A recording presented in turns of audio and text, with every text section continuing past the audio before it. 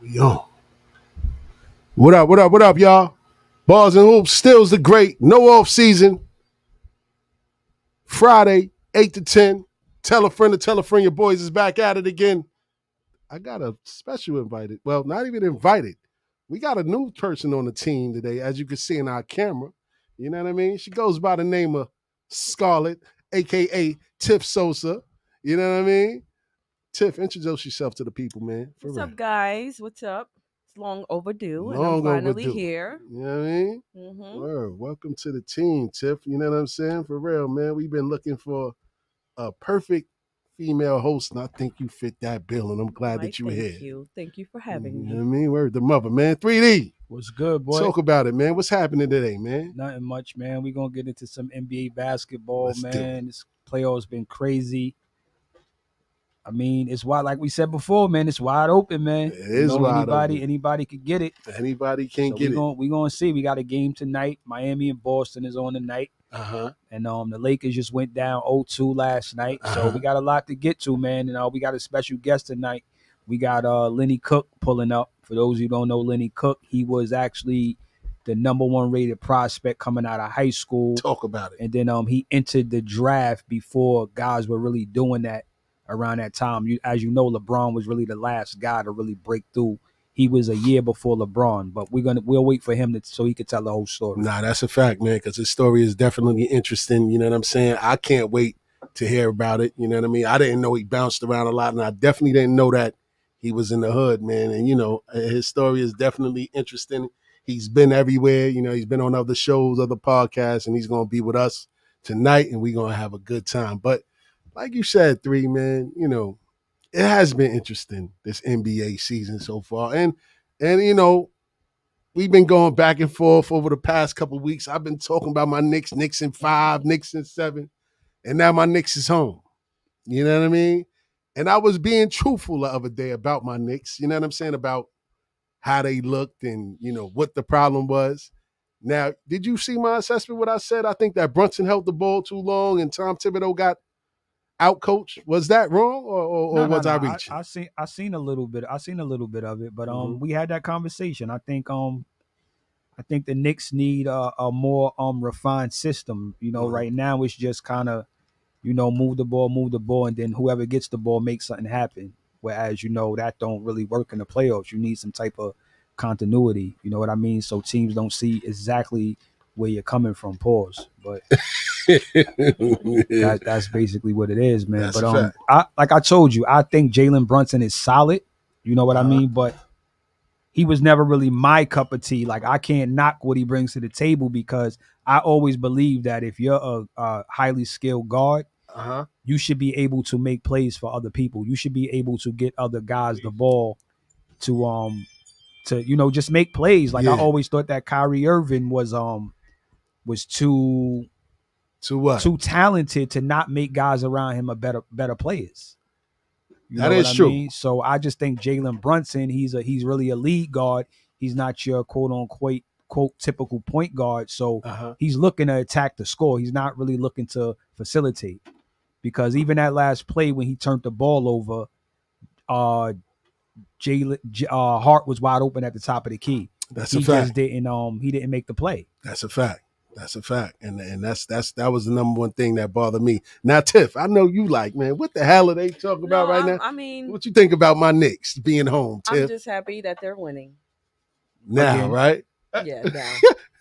What you say, 3? Again, that they're winning again, that they've been in the basement for a decade. Maybe again. They ain't mediocre special no I more, think I'm baby. going to start paying more attention. You going to start paying more attention? Yeah. Hey, I like to see the men get excited, though. Like, y'all do it for me. Like, when y'all talk about it, get all excited about it. It does something for me. So what it do? What it do? I'm going to start paying a little more attention. You hear that? Peace, Almighty. Yo, shout out to JLJ in the building. He getting set up right now, man. We're going to get back to Jay, man. But I ain't going to lie, man, on a more serious note, man, want to send our condolences to the young girl that lost her life, what was it, yesterday morning? Yes, terrible. On the conduit? Yeah. With the car. Oh, my God. Yeah, man. It's like, I don't know, man. It's a lot more dangerous outside now than it was before. Like, you know what I mean? If they ain't These little kids ain't shooting, and they shooting at each other younger. It's terrible. You know what I mean? That little girl was 14 years old, man. And the crazy part, the thing that made me more upset than anything was that it made it to Instagram like right after it happened. Like motherfuckers is on Instagram. They had, I guess they must have had it on the Citizens app, and then people uploaded it to Instagram. Like, yeah, that's somebody kids stretched out in the streets. You know what I'm saying? Like, people don't got no type of morals or anything no more. It's like everything don't need to be on the gram. You know what I mean? I don't know what y'all think about that. That's true, but it's also more awareness being brought. It's just like maybe someone didn't see the news yet.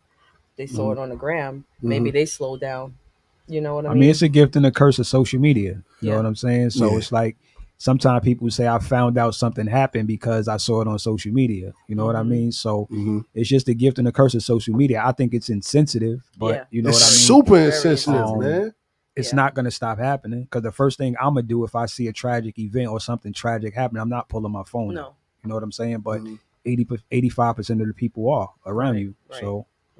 So let me ask y'all this, man. Are y'all the ones to run and help if somebody's in distress? Like, let's just say somebody got into a crazy car accident, doors is pinned locked, car on fire. I am. You would? Yeah. Well, fire. Well, I mean, I would do my best to assist without harming myself. I'll say that. Yeah.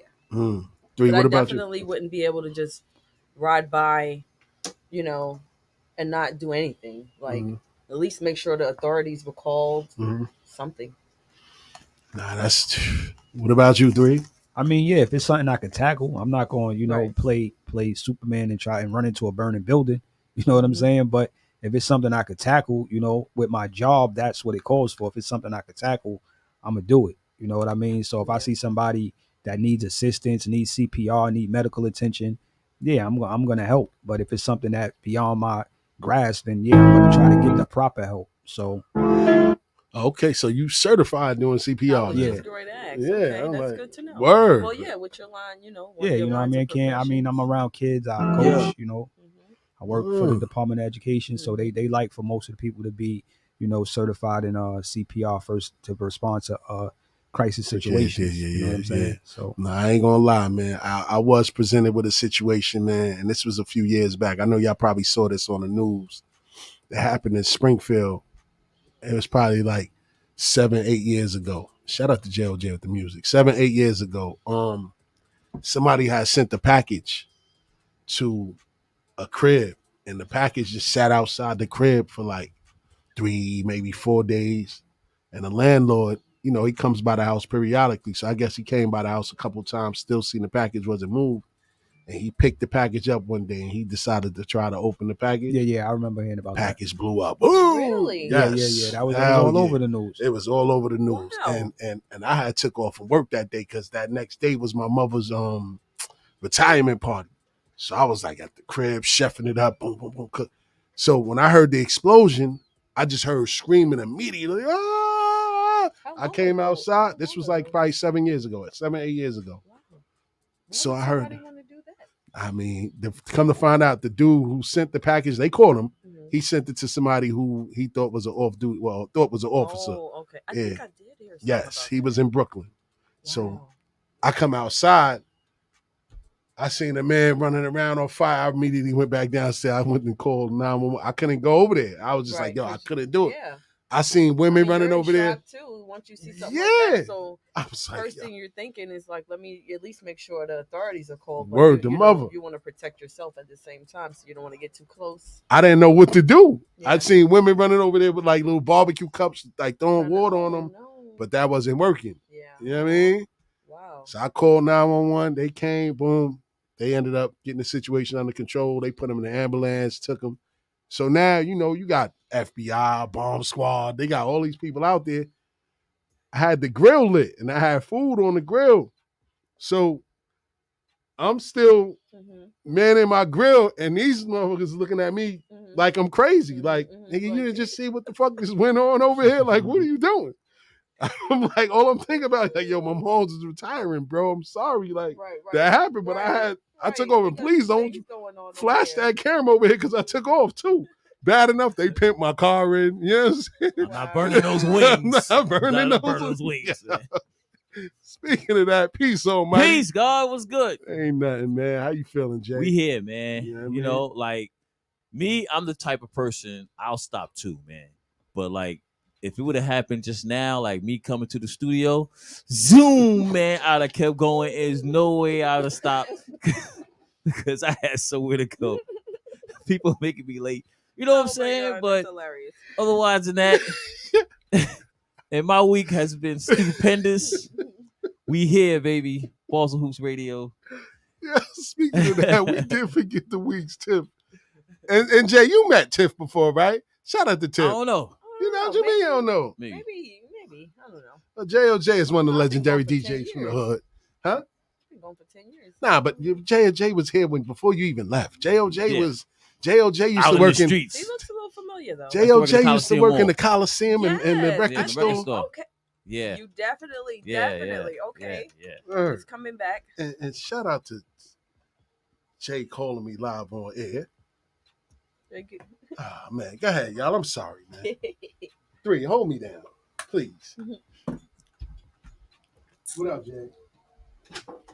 Yes, sir. You know, and it's just been my week, you know. Yeah.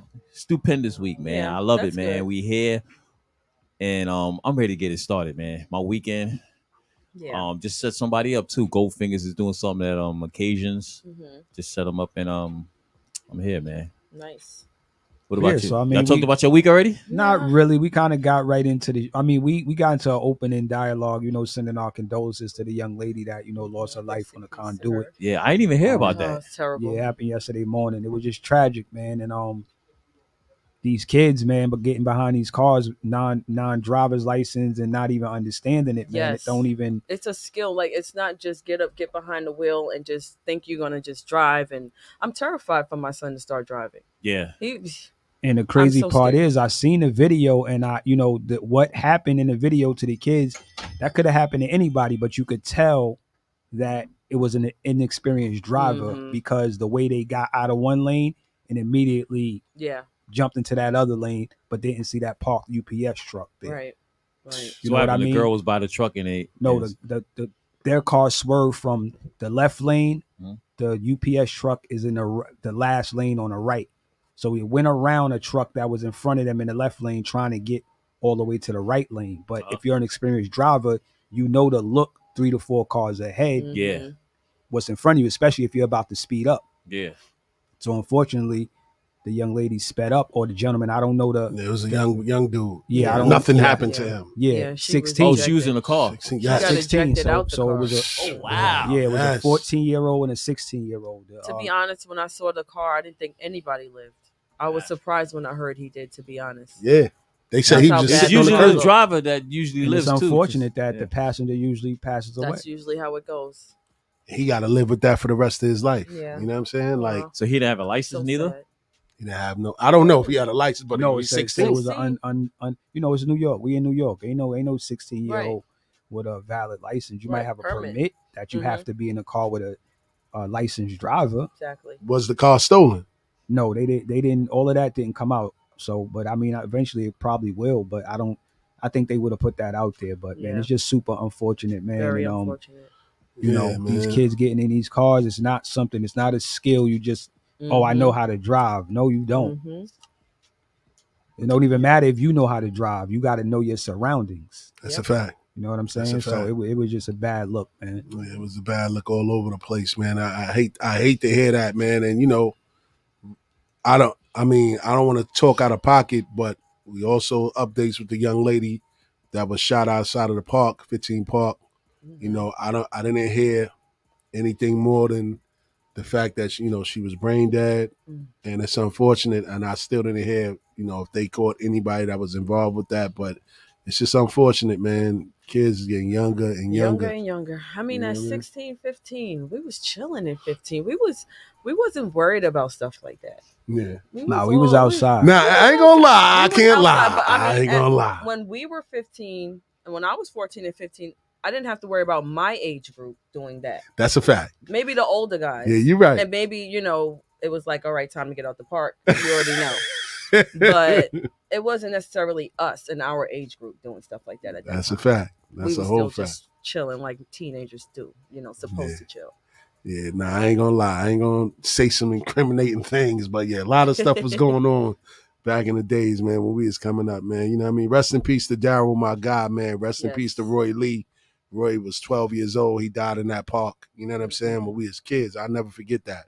You know, I was still in 59 when that happened. He was stabbed by an older man that just came home from jail over a basketball game. You know what I mean? Wow. So that park has a history, man, and you know, it does, definitely. Trying to change it, trying to do different things, man. You know what I mean? We still doing the Bars and Hoops Round Ball Classic for those parents and those coaches that want to get their kids involved. You know what I mean? The tournament starts on June 24th. We have 4 different divisions for kids between the ages of 11 and 13, 15, and 17. And we're only accepting returning high school seniors, not the guys that's graduating this summer, just to make it all fair. So no ringers are allowed. I don't want no 18 reclassified guys. Well, damn, the reclassifieds fall into that then, 3, huh?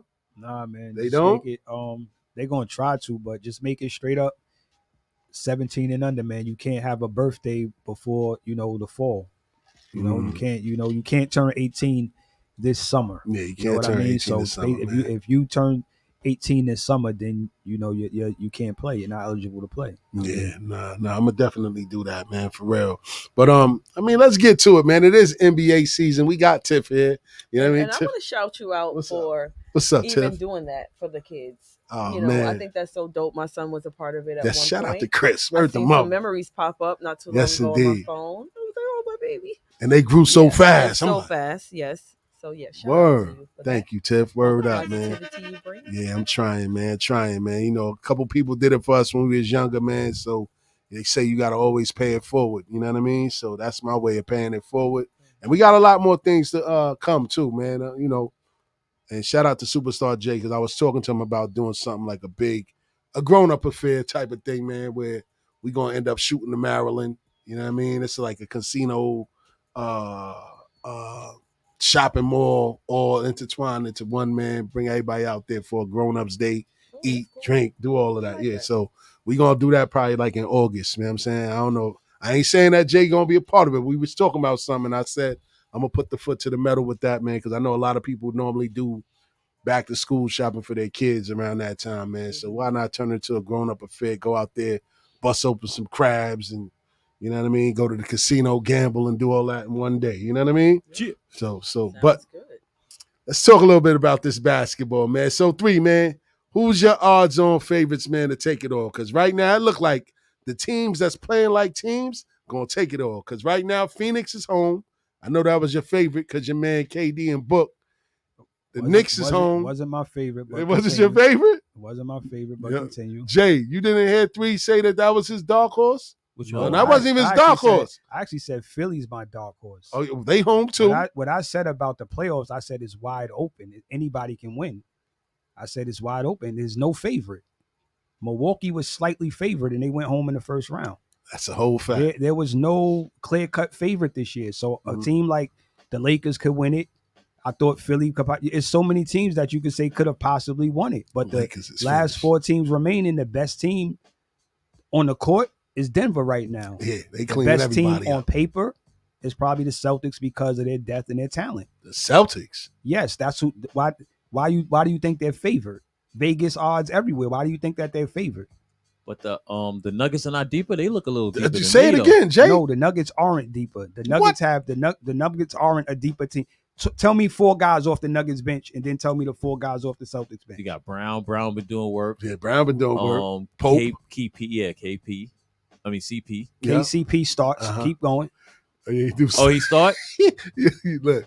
I know y'all not going to pull a curtain. So name the 4, 3, since you know. Boston has a better team, deeper team than Brogdon. Only Brogdon? Brogdon. Who else? Robert Williams. He starts now.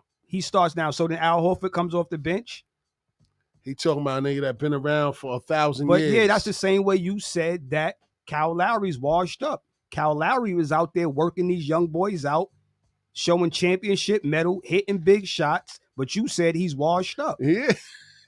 You said Bam was mediocre. You said Bam was average. There you go. Now he want to attack me now. Now Bam out here now showing he you attack me. how to get it done. Them like- niggas going home too. Nah, I ain't gonna lie. They up right now. Go ahead. They have the Joker who's the best player. Okay. What I'm saying is Boston, the reason why they're favored in Vegas and all the sports, they have the deeper team with more talent. Them Now, niggas does is Denver have the mediocre. better team? Yes, I believe so because they're so cohesive. They play together. They play off each other. Joker fell back last night so Murray could take him home. Joker ain't even shoot no more in the fourth quarter. He was like, yo, it's your ball. Nah. If Boston play like that, but they don't. They played together though. It ain't just Murray. It ain't like they just gave Murray the ball, just go. They was running plays for him. So he was running little handoffs at the top of the key where he come off that little screen. He scored 9 out of the last 12 baskets. Exactly. Yes. I mean, they do play together, but I mean, they was setting him up. They was like, bring us home.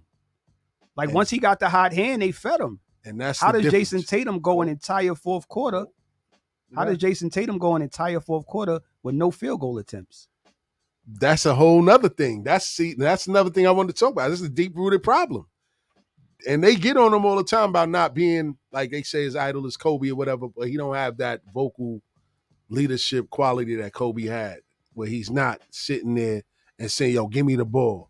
He defers to Jaylen Brown because Jaylen Brown, to me, seems like more the alpha on that team. The way he plays, the way he carries himself, the way he's outspoken. It seems like Tatum be taking a back seat to him. And he shouldn't if he's the better player. And even he gets quiet offensively. Who? Brown? Jaylen Brown. That's their problem because it's just like the Knicks. I'm going to tell you their problem. Their problem is there's no pecking order. What you don't with M.A., who was a stronger voice in the locker room, who was let go because of the scandal, there was a pecking order with him. And he got a job right again in Houston of all places. He knew that Tatum is our guy. Brown is our second guy. All these other guys, y'all be perfect in y'all role. Right now, with the new coach, he wasn't ready for this. It's showing you. It's no way a team goes on an 18-0 run, score 42 points in one quarter, and you didn't call out one timeout. The Lakers scored 2 baskets in a row. Mike Malone called a fucking timeout, and they were still up 12. Yeah. You don't let the house burn down as a coach. Like, what are you saving a timeout for? Yeah, for real. For overtime. He's not ready for this moment, and this is why they may lose.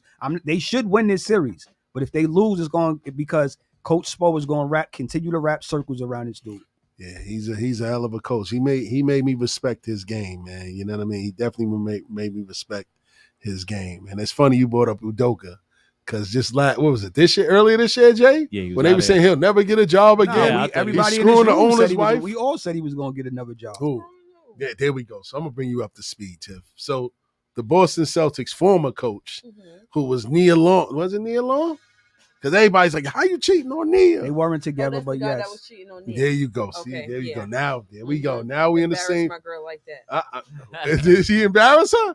Because I heard she wasn't really claiming him like that. They weren't together at the time that happened. However, the way the Celtics did it, it was an embarrassment because they didn't let her know. They didn't let him know. They just outed the information. Exactly. At the end of the day, end of the day, they still have a kid together. So that kid got to go to school and got to hear all the bullshit because he has 2 celebrity parents. I didn't know that they had kids. I was up on it, but they have a son. Not all the way, but yeah, I knew that part. They have a 13-year-old son. 12, 13, somewhere around there. Oh, that changes things. Damn. Nah, that was his ex-girl. No, that's his BM. But she was always said she don't believe in marriage. Hey, man. There's a lot of women that don't believe in marriage. I guess. Yeah, shit. How they got songs now? How it go to? Because girls is players too. Now let me stop. Let me stop. Like. Uh-oh. I don't open that bag up. Yeah. Nah, let me stop. But but the playoffs have been interesting so far. So what you think about this Lakers series, man? You think that LeBron and them is going home early, man? AD don't look happy. He out here not showing up. They said, he played defense. King, man. Huh? LeBron, the layup king now, man. I mean, he's 38, man. I mean, Father Time is undefeated. I don't know what everybody thought. Like, them days is over. The trend that I'm seeing right now all of these super teams that everybody's How many? running. But there's no What? super teams in the league. I mean, though. no. I'm all right. So no super teams, but these superstar players running to play with each other now. It's not working. It's over in Phoenix. The superstar teams, guys teaming up together, it's not working. But guys are still going to do it because nobody wins by themselves. Because you can't tell me not one team that has won it without 2 all-star caliber players. So why is Miami as far as they are right now? Did they win it? Huh? Did they win it? They look like they're about to. They beaten the so-called number one favorite. But what I'm saying is, do they have 2 all-star caliber players? Jimmy Butler. Well, you know what? I can't front them. They both are all-stars. Exactly. Yes. You're not winning a chip without 2 perennial all-stars. The only reason Jimmy wasn't an all-star this year was because of injuries. But let's keep it a buck. On paper, their bench is mediocre special. I don't know. Right? No, it's not. 3, they undrafted. No, all those guys are undrafted, right? No, it's not, man. See, Stills, you fall in love with the names, bro. That name shit don't mean nothing once we step on that court between them lines. It don't matter. The sexy name on paper don't matter. It matters what happens. Well, the Heat better win because I got a bet. Talk about it, Tim. How much? What? You got a bet? Yeah, I can't say what the bet is. Oh, okay. And I told you this before the Knicks series. I told you this before the Knicks series. I said the Miami Heat got a bunch of hard-working lunch pail dudes that play defense, that take shots, that's willing to take a charge, no ego. They're going to move the ball. They don't care who score. Absolutely. Jimmy could come down and not shoot for 5 straight possessions. He's good. Yeah. You did say that. happens to Randall, he's not getting back on defense. Nah, he's not. Yeah, he's not. He's not. Shout out to Jay. Everybody was siding with Jay. Ike Love was like, that's right, Jay, get Randall out of here. So I agree with you where you say just thinking you're gonna put a collection of talent together and they're gonna win. That's not gonna happen. But that hasn't happened anyway. Until Miami. Since then, who's done it? We already know KD to Golden State was loaded dice. We already knew that. Mm-hmm. But other than that, when has that happened? Harden about to leave Philly, right? Yeah, but he's not going to no super team. He's going back to Houston to get his money and live his life happily. Okay. Because they treat him like a so-called king in Houston. Nah, he just let him lemon pepper wings in the club. That's what they said. He got his own wing named after him, babe. Really? Yes. I ain't mad at him. Yeah, he ain't thinking about winning basketball. He thinking about he the ain't night built life. like that anyway. So you know what I'm saying? Now the rumor is that Joel Embiid got his eyes on the Knicks just like the Knicks got their eyes on Joel Embiid. Now, me personally, I'm not a big Embiid fan, so I ain't really hype about it. But I'm just happy that guys want to come to New York now. You know what I'm saying? What? It's been a long time. Hey, man, y'all can keep talking. This has been a long time. I mean, enjoy, man. I wish I had the camera over there so I can focus on Jade, man. Word to mother. Listen, so 3, you don't what? This is my thing. This is my hiccup with guys. What? You can't tell me. It's almost like this. You can't tell me I love Tony Yayo. But why you taking shots at no, Yayo? it's no shot to Yayo. I love Tony Yayo, but J. Cole is alright. Like you can't tell me that. You can't sit here and toot Mitchell Robinson's horn, but then tell me you don't like Embiid. Mitchell Robinson can't carry Embiid bags. You see what he doing over there, but Mitchell Robinson know his role. Embiid right now, and I'm gonna look at the camera because Embiid right now doesn't look like a winner, baby. He doesn't look like he's a winning player. Doesn't look like it. He's a me guy. He looks like he's a 7'3" Kobe Bryant. He on the top of the key wanting to shoot 3. At least Mitchell Robinson to say, I'm 7 feet tall. Let me get down here, grab some rebounds, block. What else can he do?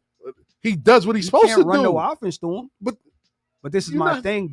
That doesn't mean that you can place a role player above a guy who has to carry more of the load.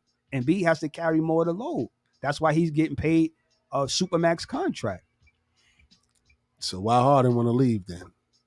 Harden want to leave because Harden understanding that winning is hard. Winning is hard. So what are you going to place your value on? You got to don't make faces, bro. I'm trying to tell you what it is. He was winning in Cleveland. In Houston. Man, regular season winning and having a winning record, that don't mean nothing if you ain't getting that chip. At the end of the day, It's super difficult in the NBA to micromanage your brand off the court, your money, winning. LeBron was the best to ever do it, and that's what makes him one of the greatest, or if not the greatest, 1 and 2. Because he was able to do both. Melo prioritized money over winning. Maybe true. So that's what Harden is doing. He's at the end. Boy want all his money on his way out. Because if not, he would say, you know what? I'm going to opt out. I'm going to stay here, use the money that I didn't take, and go get 2 more guys. But why would you do that when you already made all this money and you could walk out the league with another $120 million contract and ride off in the sunset? They put so much pressure on, if you don't win a championship, you're not this or you're not that. I don't believe that. I just believe it's about the era that you played in. Because if you play in an era with a bunch of great players, unless y'all play together, you're not going to win. I don't believe in that. That's true. I don't believe in so that. So tell me why so many great players didn't win rings. So you're saying that all the great players have to play together in order to win? No. I'm not saying that. I'm saying that if you play in an era with a bunch of great players, it's a possibility, unless you play with 1 or 2 of those guys, you're not winning. So how many eras did that really happen? Russell Westbrook played with a bunch of guys that were top 75. He's a top 70 guy. He hasn't won a title. James Harden played with Kevin Durant twice. He's played with Russell Westbrook. He's played with Joel Embiid. He's played with Chris Paul. He's played with Carmelo Anthony. He don't have no ring. Patrick Ewing don't have no ring. He played in the Jordan era. Chris Paul don't have no ring because he played in the Shaq and Kobe era. He played in the Tim Duncan era. Then he had to play in the KD and Steph era. Then he had to play in the LeBron era. Unless you go play with one of those guys, you not winning. You hear this guy? He over here talking this shit, right? It's a fact. Get him, Tiff. It's a fact. That just sounds a little. It's a fact. You see what Marlo told Bodie? What'd he tell him? Yo, you going to take this work or you going to step off? I got the best product since you built this block up. We need this. You see what Bodie did, right? He took that package, right? There we go, Tim. He trying to compare talk cantaloupes and oranges. Talk to me. You know what I mean? Talk to me. I mean, if I was, I wouldn't. If I was a player, I wouldn't want to feel like unless I play with this guy, I'm gonna lose. Thank you. Like what? No. I'm just telling y'all the real. Y'all maybe they should spread it out so they can, That's what I'm a saying. good one over there, a good one over there, good one. So over tell there. me, so JOJ chime in. Tell me the people that have been winning. Who's won by themselves? No player won by themselves. It's always a team effort, right? I mean, there's a team. Need at least 2. That's what I say. I said that. Yeah, you do need at least 2. So if it's 20 great players and you need at least 2. You think a few of them teams is not going to have both of those guys on the same team? So if I'm the lone guy and I never play with none of y'all, but y'all the ones winning rings, but I never play with none of y'all, you think I'm going to win by myself? Nah, you never. When I got to play against Shaq and Kobe? I got to play against Tim Duncan and Tony Parker? I got to play against Dwayne Wade and LeBron James? And it's me and Samuel Dallenberg? How many did they win? Who? Miami. With those 3. They won 3 and LeBron left. They won 3? They did win 3. They won 3. They won back-to-back and they won 1 another year. They won 3, right? Yeah. I don't know. No, they won 2. They won 2. They won 2. They won 2 and I was LeBron happy like, yes. They won 2 and LeBron won 2 more in Cleveland, right? Yeah. No, he won 2. He won 1 in Cleveland. He won one with the Lakers. Yeah, Lakers. 1 with the Lakers. Yeah. The bubble. And 2 in Miami. So he only has 4. Yes, he has 4. So 1 with the Lakers, 1 with the Cavs, 2 in Miami. So you're right. Yeah. He ain't win no more than that. And he's 6-4, right? Something like that. Hell, no. He's 4-6. 4-6. 4-6. That's what I mean. Yes. Yes. You know what I'm saying? But nah, I mean, I think the league is going back to that parity. With the new collective bargaining agreement, is going back to you got to build your team organically. You're not going to be able to say, we're going to just get this guy, that guy, and that guy, because you're not going to be able to fill your roster out. It's a hard cap. You can't have 3 players making the max money. And now you can explain that because I don't even know like how that works. Me, you, and Stills, we all on a max deal. Our team has no more money because me, you, and Stills got 90% of the money that they of the budget. But Tiff is the coach. Because y'all are the hottest players? Yes. Yeah, because he's Kevin Durant, I'm LeBron James, and he's Joker. So we all making the max salary. Our team doesn't have the money to go and fill out the rest of the roster. So what we got to do, we got to get guys minimum guys. So you're not gonna get high level role players. And So Tiff it's being gonna the coach, her money don't bother with the cap. Yeah, it's gonna spread out. It's gonna spread out because now, say a serviceable role guy like Jason like Hart for the Knicks, who's gonna be making like $40 million deal. The Knicks might not be able to keep him long term if they bring in another star because they can't pay him. Unless they make moves. That's why it pays to send out salary when you're making some of these deals as well. You know what I mean? Get rid of that money so you can bring money. Yeah. Because that's how it was back then, where it was like, yo, you can only pay a few guys, and still have the money, but you had guys coming over taking pay cuts. Mm-hmm. Now it's not going to be like that. Back then it was like a bench guy will only be making $5 to $10 million. Now you got bench guys making $20 million, $17 million. Facts. And that's peanuts compared to what they do in baseball. Because baseball is they don't got no cap. It's no salary cap. Whoever got the money, they just paying out. It's only two sports with a salary cap. I'm glad you said that. I be seeing like some. I mean, I don't watch it, but when I do catch a highlight, I'm like, damn. Right. But I don't hear nobody talk about them. They don't talk about them, and I'm glad you said that, right? Because I reached out to the WNBA the other day because I don't see nobody else trying to partner with them to try to promote them and all that. So I reached out to them to see if they want to look for anybody to partner with them to promote their brand, because that's one of the main reasons why Brittany Griner went to Russia in the first place, because they don't get paid enough money to play here in the States. So they got to go other places in the world to compensate and make up for the money that they're not making here in the States. So I'm glad you said that because, you know, the women's game is exciting. You got girls that dunk now. Yeah, they dunking now. They dunking now. Yeah. But when you go to the games, it ain't nobody really there. Like, you know what I mean? The sound system is really, I think they need a majority of support. noise. They do need more support. The problem with that is that I think it's trending upward. The problem with that is that it's just not no sexy shit. It's just the truth. Until you get, so if they had on thongs while they were playing, then it would be more support. They got buns in basketball too, baby. I need to go. No, I never said that. They're not taking that serious. I mean, they just like to, you know. I mean, I'm saying like they have skill. No, they do. That should be what it's about. Yes, it's also I think it's some y'all just very. don't want to see the women doing what y'all think y'all supposed to be the only ones to do. Hell no, No. Listen, I would love to go to a women's game. You know what I mean? But like you said, it's not marketed that way. But I don't know.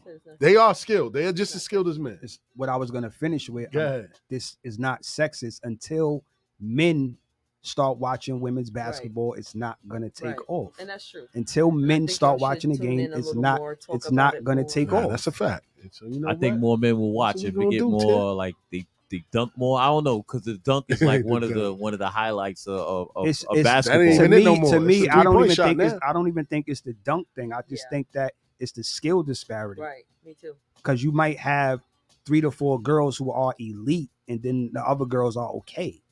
So the skill disparity is like you're watching it, and it's almost like, I watch college, and it came up. This was years ago that we spoke about this. Oh man, I gotta watch. People were going to New York Liberty. People were going to New York Liberty games, and it was almost like girlfriend night.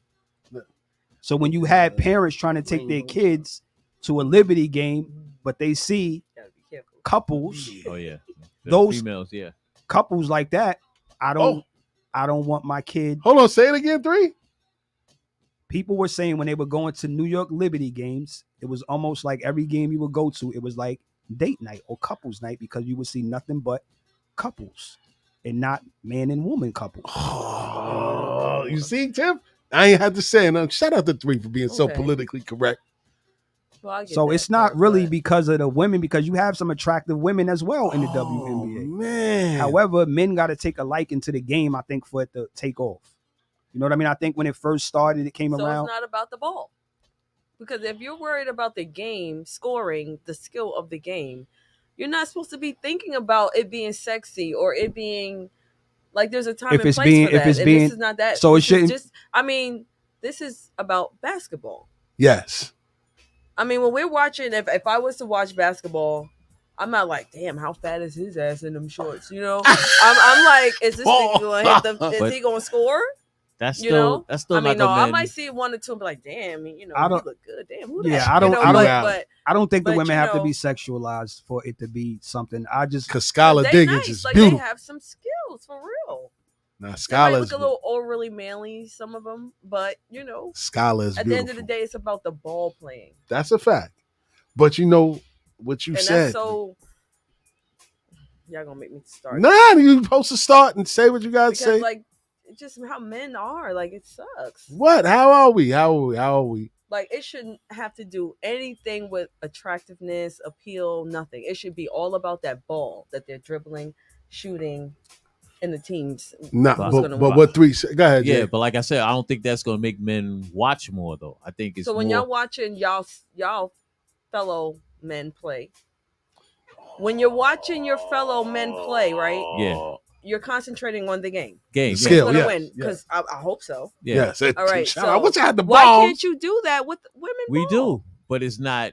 See the like he said, the skill disparity is great. Like when for you some see men. For real, some men, they don't feel like the game is as appealing I mean, I get that. as watching a I men's get game. that. if you got Steph Curry shooting from half court, and then you watch But a I mean, women's maybe game, and look, yeah, they might start getting a little more hype. Yeah, y'all, they start getting the support. You know, they'll want to show out. Maybe they'll make it a little more exciting. I mean, Maybe that more goes to the people will start corporations. stepping They it up. got to I don't start know, putting but, some money like, behind them. That's a Yeah, fact. that's the biggest factor. Like, because if your turnaround, if you're not packing out these arenas, they don't Then, care how yeah, good you're you right, are. absolutely. To validate giving you millions. Sure. but didn't that lady say that?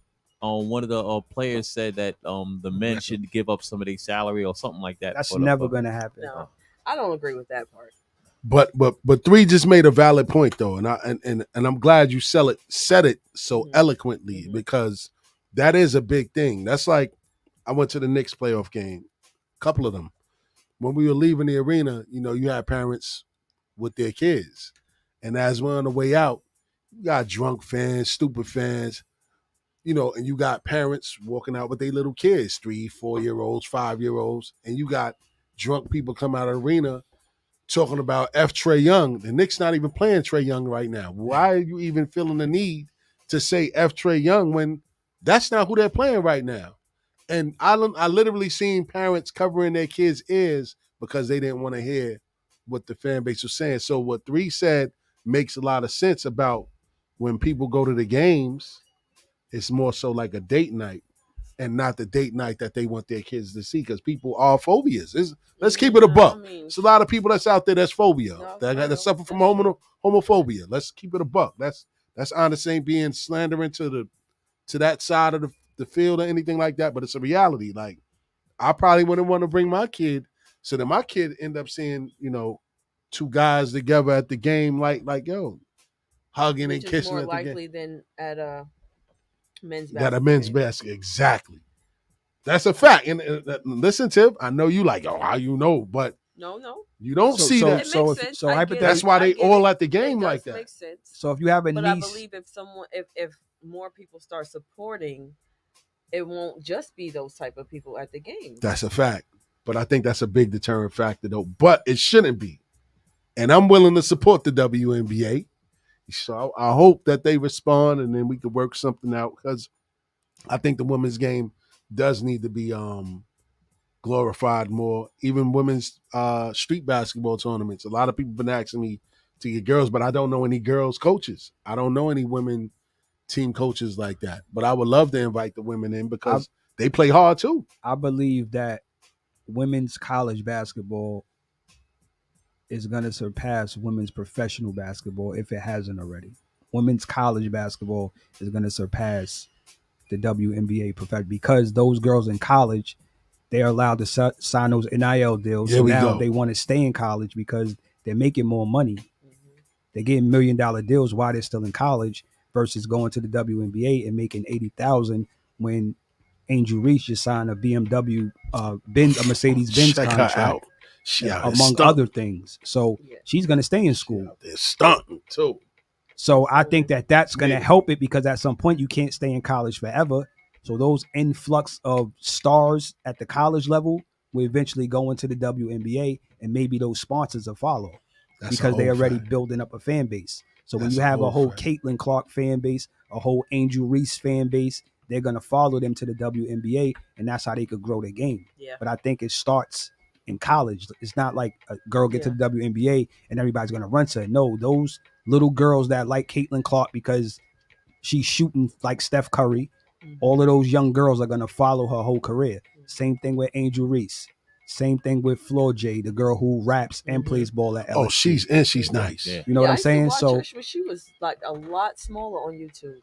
Oh, so you know about this girl, really? Yeah, like when I seen her, I was like, wow, I remember watching her videos when she was a lot smaller than that. She probably was like maybe, I don't know, maybe 12.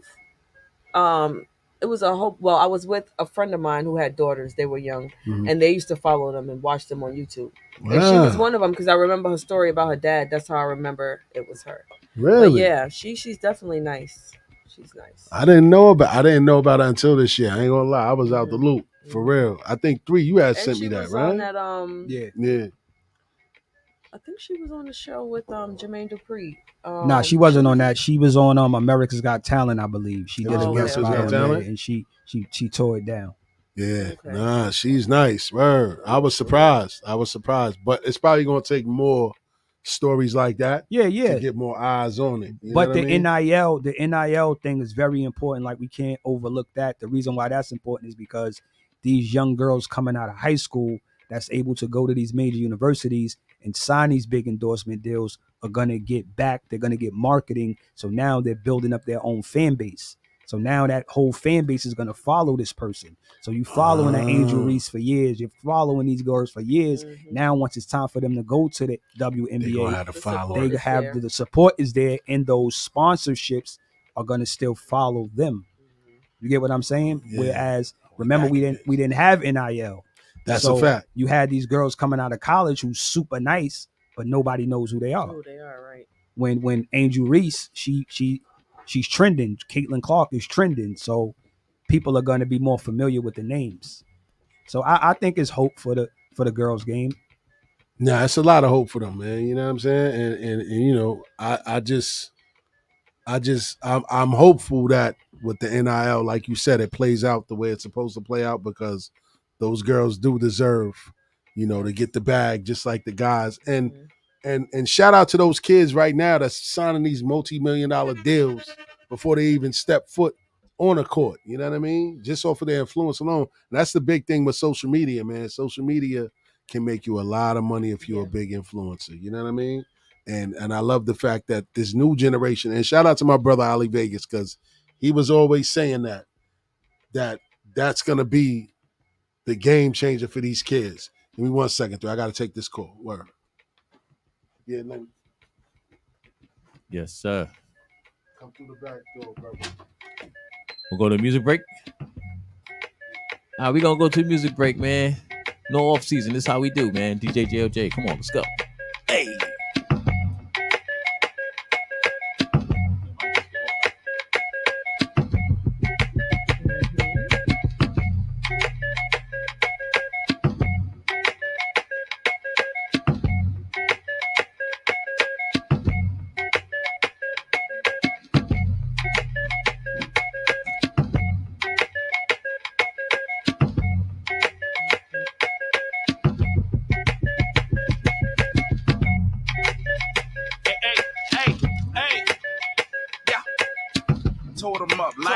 Light it up, nigga. Birdman, motherfucker.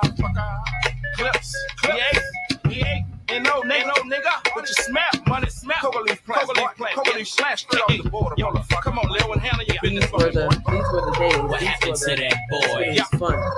What happened to that boy? What happened to that boy? He was talking shit, we put a clap into that boy. What happened to that boy? What happened to that boy? Yeah. What happened to that boy? He was talking shit, we put a clap into that boy. I heard it snitching on a player, man, say it ain't so. Even as a youngin', they consigned me to blow. which explains why I'm worth my weight in gold. While they was taking baby steps from an 8 to an O. Word in the streets that the envy is me. Enough ice on that watch to make a nigga lose sleep.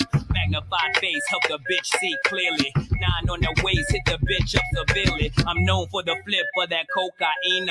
I'm heavy in the street like the 7-series Beamer, man. Hit 'em with the Nina, man. Or that 4/5 guaranteed to lean your man. Whoa, I'm the reason that your block is vacant. Malicious or hit ya just to make a statement, bitch. Clips and cash money, who ain't rich? Don't compare me to you, nigga, you ain't this. Whoa.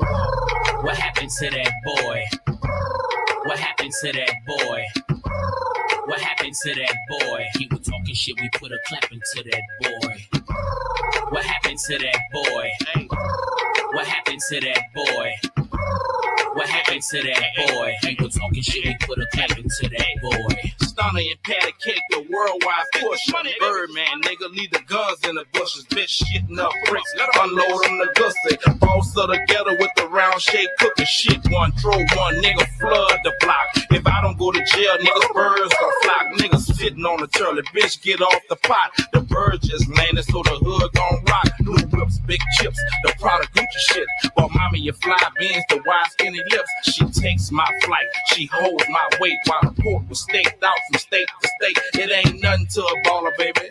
Pay the cost, big money, heavyweight, Birdman, hood boss, baby. Stepping on my line, I sure a little something. May call it young, come out in the black crow touch. What happened to that boy? What happened to that boy? What happened to that boy? He was talking shit, we put a clap into that mother nigga, bitch, I'm down, ain't no limit. I ride for the cause, I'm the nigga on the tank with the big fucking balls. And if anybody fuck with, shoot dog the Now tune in to Bars and Hoops Radio. on the wall and everywhere I go, I got Mr. Magic here because I know that nigga don't care. He'll have that red shit pouring out your house, nigga. Any fucking time, nigga, any fucking world, make 'em bleed is the motto that I live by. If you fuck with me, it's a must you die. Them niggas might can run, but them niggas can't hide. It's like shooting yourself. It's a suicide kill. See, got to be hitting hard like birth. Niggas Don't forget the number to call in is 516-206-0711. Put you in the dirt and have your picture on front of a t-shirt. And when I make moves, I got 100 niggas with me. Just in case a nigga out there trying to get me. All my niggas is down to squeeze the trigger. That's why I'm down for my motherfucking niggas. Fuck the mother niggas, down for my niggas. Fuck the mother niggas, down for my niggas. Fuck the mother niggas, I ride for my niggas. I die for my niggas. Fuck them other niggas, fuck them other niggas. I'm down for my niggas. Fuck them other niggas, cause I'm down for my niggas. Fuck them other niggas, I ride for my niggas. I die for my niggas. Fuck them other niggas.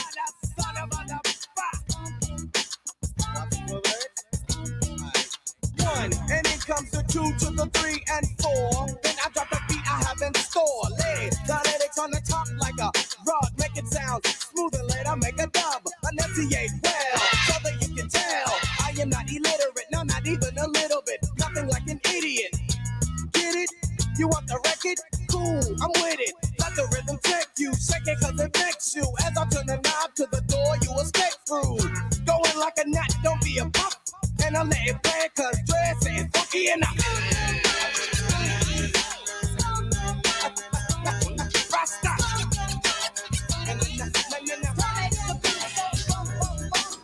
Let's get it funky, let's get it funky. Let's get it funky, let's get it funky. Let's get it funky, let's get it funky. Watch the smooth lyrics that take place. If you want another reason why it must be funky, yo, I am not a jackass, meaning not a donkey, so I will play the game like it should be played. Drop the funk and do the mix so the bass will never fade. Ship it to the station in your jurisdiction. Brothers say I'm dope and the others think I'm bitching. No crowd can avoid the D.O. to the C. When I'm P-E-O-F-O-R-M-I-N-G on the stage. See the simple fact is I am dope and known. I rock a funky beat without a chord, so and it's my conclusion. You will enjoy the fusion, and I will ascend with the style that I am using. Knowing that it's tough, and it's not a buff. I think I'll let it play, cause dress is funky enough. Yeah, word up, mother. We coming to you back for another one, y'all. I'm right in front of my front steps, thinking of a plan, looking like Raggedy Ann or going hand, kicking a can, thinking of a place to put some bacon, because I'm dead and stinking. So all my shoes winking, t-shirt is shrinking, Soon I see some thighs and my eyes open wide quick. Who's that with the chick? Bill blast my sidekick. What's up, black? Give his hand a smack. Then up pulls a Cadillac. Yo, baby, we'll be back. Jump right on the side. Not too many people saw us thinking about who gotta get robbed because the mob got a job for us. They drove us down to the southern section of town where the clowns dare be paying for protection. They want us to send up my sister Jimmy the bartender, lend a friend of money next to ripping off his car fenders. He's coming up short, cause he's short. Coke, dope, nope, and hope he don't get caught. He owes some Benjamin Franklin's, every last bit of them, but Jimmy's pockets are empty, so now we gotta get rid of him. But Jimmy's wife is with him and they don't wanna involve her. Hopped out the back seat, they gave me a revolver. Blast you, distract them, while I go and whack them. Enter through the back side of the bar and then attack them. He's screaming for his life, reaching for his wife. Shot him in the back of the head and tricked him with a knife. And that goes for anybody that gotta pay their dues. You lose, cause I got the ill street blues. You lose, cause I got the ill street blues. You lose, cause I got the ill street blues. You lose, cause I got the ill street blues. You lose, cause I got the ill street. Suckers are clobber, because my town is full of cops and robbers. You're not promised tomorrow in this little shop of horrors. So I got to get with the business and hit quick. Money grips, pockets looking thick, so I stick slick. Hold it right there, hands in the air, I know you got the loot. Or better yet, face down on the ground, empty your pockets too. Hit the deck, I got the check right on your neck. And I expect to make a bucks the heck with the travel's tech. But if a Vic tries to joke me, I'll have to smoke him like I'm Smokey the Bear. So okie dokie, goodbye. A boy Von Yards, have a good journey. Don't even try begging for your life, that don't concern me. So to the next weasel that freezes, you're begging and your pleases only getting you closer to meeting Jesus. Yeah, I shake a schmuck just to make a buck. Then I break a duck, and if the duck gotta give up, then I don't give a fuck. Hyper as a sniper, piping niggas like a plumber. Cold thinking and sticking up the ones that run the numbers. Or even a bigger score, the lady in the liquor store. Go inside, they kicking the door. Pull out, then I'm sticking it for money all your life. Honey, hurry and choose, but you lose. Because I got the ill street blues. You lose. Because I got the ill street blues. You lose. Because I got the ill street blues. You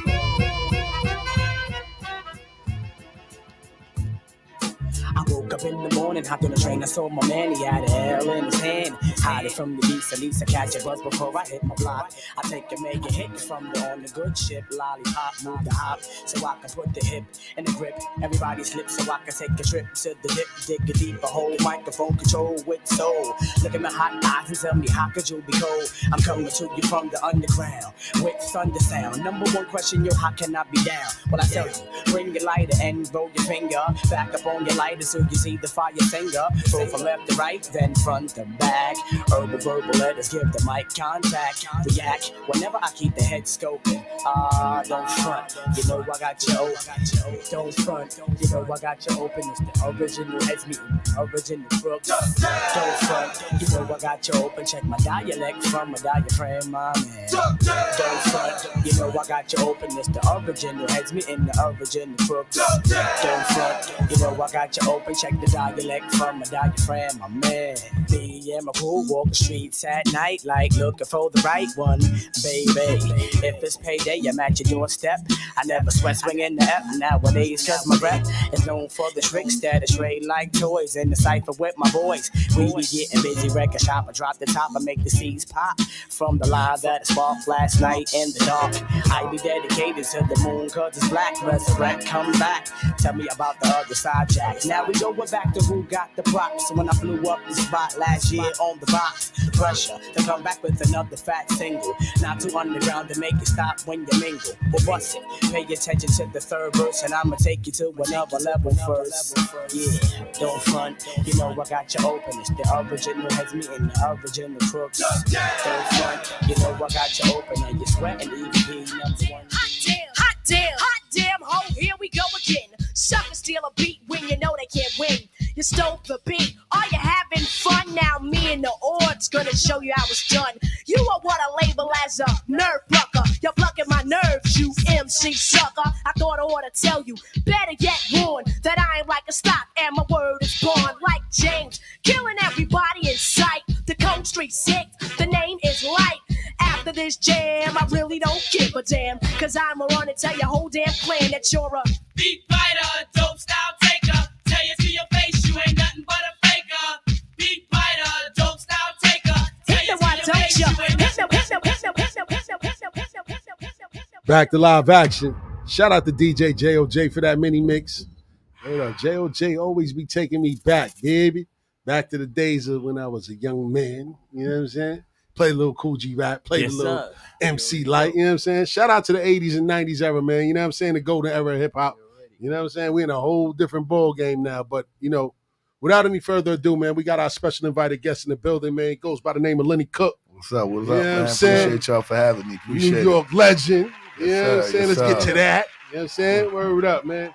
For real, man. Before we get into the interview, man, we want to say thank you, man, for pulling up, man. Showing us some love today, you know what I mean? Appreciate you. Shout out to my brother DJ Superstar Jay, man, out here connecting dots, man. We really Yes, sir. appreciate Jay, you, we're man. gonna see you later on, You know baby. what I mean? Word up, man. I might have to bum rush that party too, baby.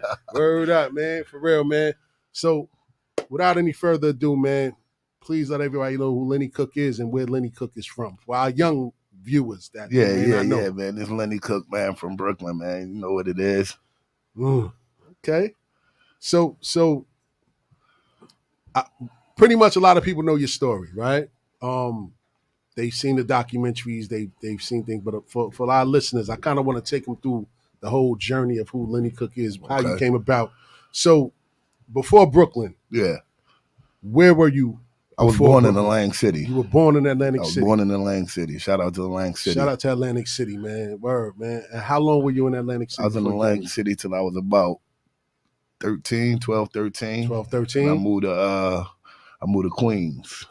That's what you wanted to know? Yeah. Because that threw me off. Because I'm like, from what I knew, I said, yo, I know Lenny, I know you always claim Brooklyn, but I didn't know the Atlantic City part. Yeah. And I didn't know the Queens part. But when you mentioned Queens, you mentioned my home. Yes, sir. Like you mentioned IS 59. And you mentioned my family. You said Daryl Showtime Hill. That's my bro. And Ryan Special Effects. That's my family. Like my family fan. You call a show right now, be like, yo, show but still. You'd be like, yo, that's my problem. Yeah, for sure. How did that happen? And how long did you stay at IS 59? So when we moved from Atlantic City, my parents moved with my Uncle John. We moved with my Uncle John in Queens till we got established. You know what I'm saying? Yeah. And I went to IS 59. I was there for a year. Oh, 1 year? You know Only 1 year? Yeah. I just was there for a year. All right, they ain't poison you. Yeah. The score ain't get to him. 15 Park ain't get to him. But it all makes sense now. I was at St. Albans, you know what I mean? He drunk that Queens water. He drunk the Queens water, baby. It all makes sense. That's it, baby. That good old dirty water he made Kool-Aid with turned Lenny Cooke into who he was. So when did you get into basketball, though? So when I was at 59, Ryan and Daryl, they wanted me to play at 59. And I was like, nah, I don't play, you know what I'm saying? And it was like, yo, come on, you gotta play, bro. And all I did was just play with them like lunchtime and all of that. I never played on a team with them or nothing like that, you know what I mean? So we ended up leaving. Like I said, we only stayed in Queens for a year. And then we moved to Bushwick. And when I got to Bushwick, I ended up going to Franklin K. Lane. Oh, you went to Lane too? Yeah. Shout out to Frankie St. Clair. But so a lot of guys wanted me to play at Lane. I never played at Lane either, you know what I'm saying? So it ended up happening when we was playing in the park, me and my friends, Damani and Denton and all of those guys was playing in the park. And Jeff Farley came through from the train station, was like, he have an AAU program. And that's when I really got into it. So hold on, you didn't really get into the ball thing until you got to Brooklyn at Franklin Lane? At Franklin K. Lane, yeah. Wow. Yeah. That's amazing. That's why like a lot of people will be like, yo, you don't show Queens enough love. You don't show Atlantic City enough love. But I do, you know what I mean? But I use Brooklyn because that's where it started. Wow. Got you. That's crazy. That make a lot of sense though, because a lot of people, they will be born somewhere, have roots there, but that's not where your basketball muse is from. Exactly. You know what I'm saying? Your basketball muse is from Brooklyn when you found yourself as a ball player. So absolutely. I totally dig that. That's crazy, man. All right now. So I seen a lot of footage and stuff that they had as you as a kid. Yeah. Right? And shout out to Jay, man. He said give him some 1942. Jay, he got the 1942 already, bro. Good looking, Stop, bro. Jay. Stop, Jay. Nah, let me stop. But I I seen a lot of footage with you. Mm-hmm. You had a lot. Now, it's funny that you said in 59, you didn't play. Nah, I don't play basketball. Yeah. So when did the confidence part come in? Because you had a world of confidence. I mean, like I said, it started once I got with Tyrone Green. He was my first coach, God bless his soul, when I was playing with the Panthers. And yeah, Long Island Panthers. So Tyrone Green was like, it's nobody in this gym that was good enough to make his team. And that's where the confidence came from, because first of all, you don't even know me. You never seen me play. But I get it, because at that time, he had already coached the Lamar Odoms, the Shamika Holtzclaws, Yes, and I mean, some greats. Yes, so I get it. And that was just motivation. You know what I mean? Shout out to Ty, and rest in peace to Ty Green. Good dude. Yes. I actually played for him over at the Panthers. Shout out to Ty's Three. a good dude, man. God bless his soul. Yeah, it definitely was a that great sound dude. Like, you know that what I sound mean? like something he definitely would say. Yeah. You know what I'm saying? Yeah. So nobody in this gym can hold you. Yeah, nah, he gonna talk crazy. Yeah, that was the word he would say. Like, you ain't. I don't even know why you here. Yeah, for sure. You ain't making this team. Word. Yeah, that's how they gave it up. You know, but that was just like the see who's with the smoke. You know what I'm saying? So. And shout out to Three. Three be modest, you know what I'm saying? Three killed a lot of people out here. He killed some of your favorite point guards out there in New York City people. But yeah, but that's dope, man. So the ABCD camp. Mm-hmm.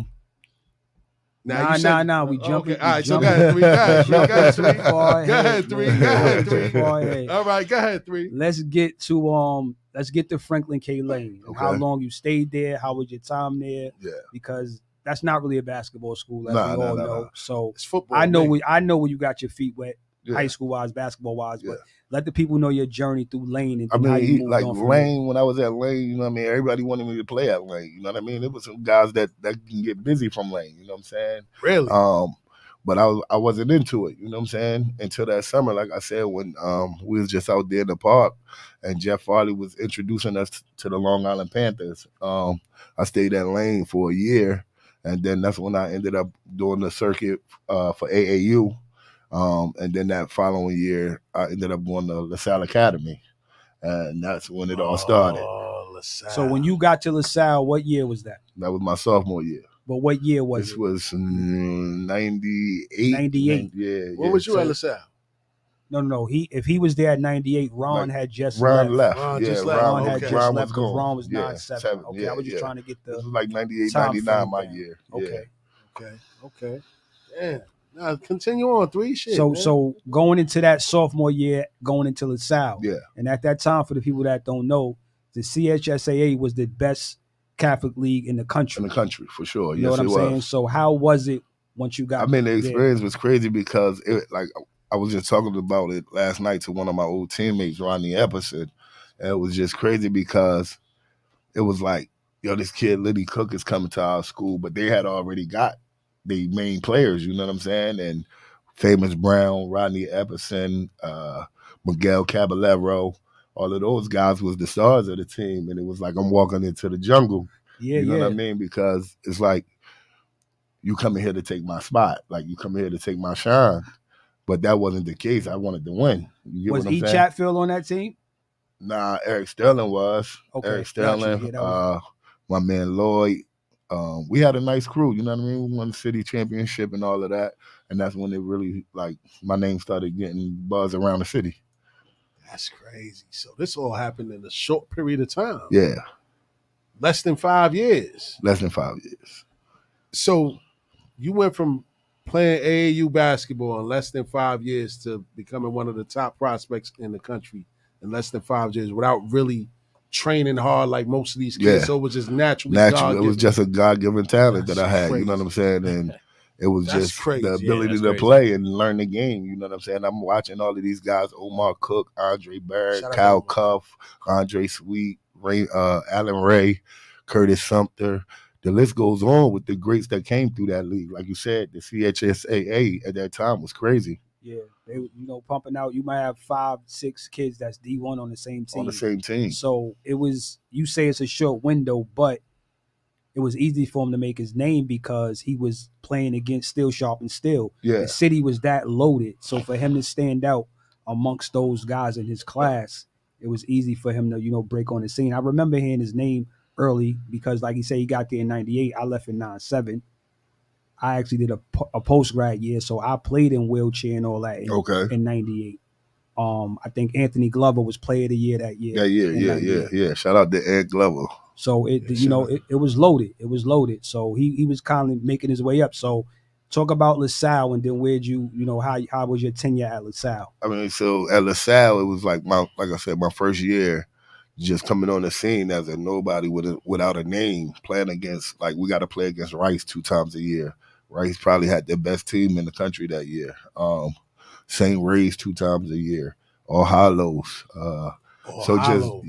Just making my name, playing against those guys from not being ranked in the city at all, not even to mention the country, you know what I'm saying? So playing against those guys and just putting up numbers and winning, you know what I mean? It just sparked interest. Do you remember your first ranking? My first ranking, I was like 120 in the city. You know what I mean? Me and Curtis Sumter. Sophomore year? Sophomore year. Okay. So junior year, I'm pretty sure. Junior year, after the summer, that summer, going to like all of the AAU circuits, Vegas and all of that. Yeah. So that's when the rankings came out for the country, you know what I mean? And seeing my name from 50 on up was just crazy. That's crazy. Damn.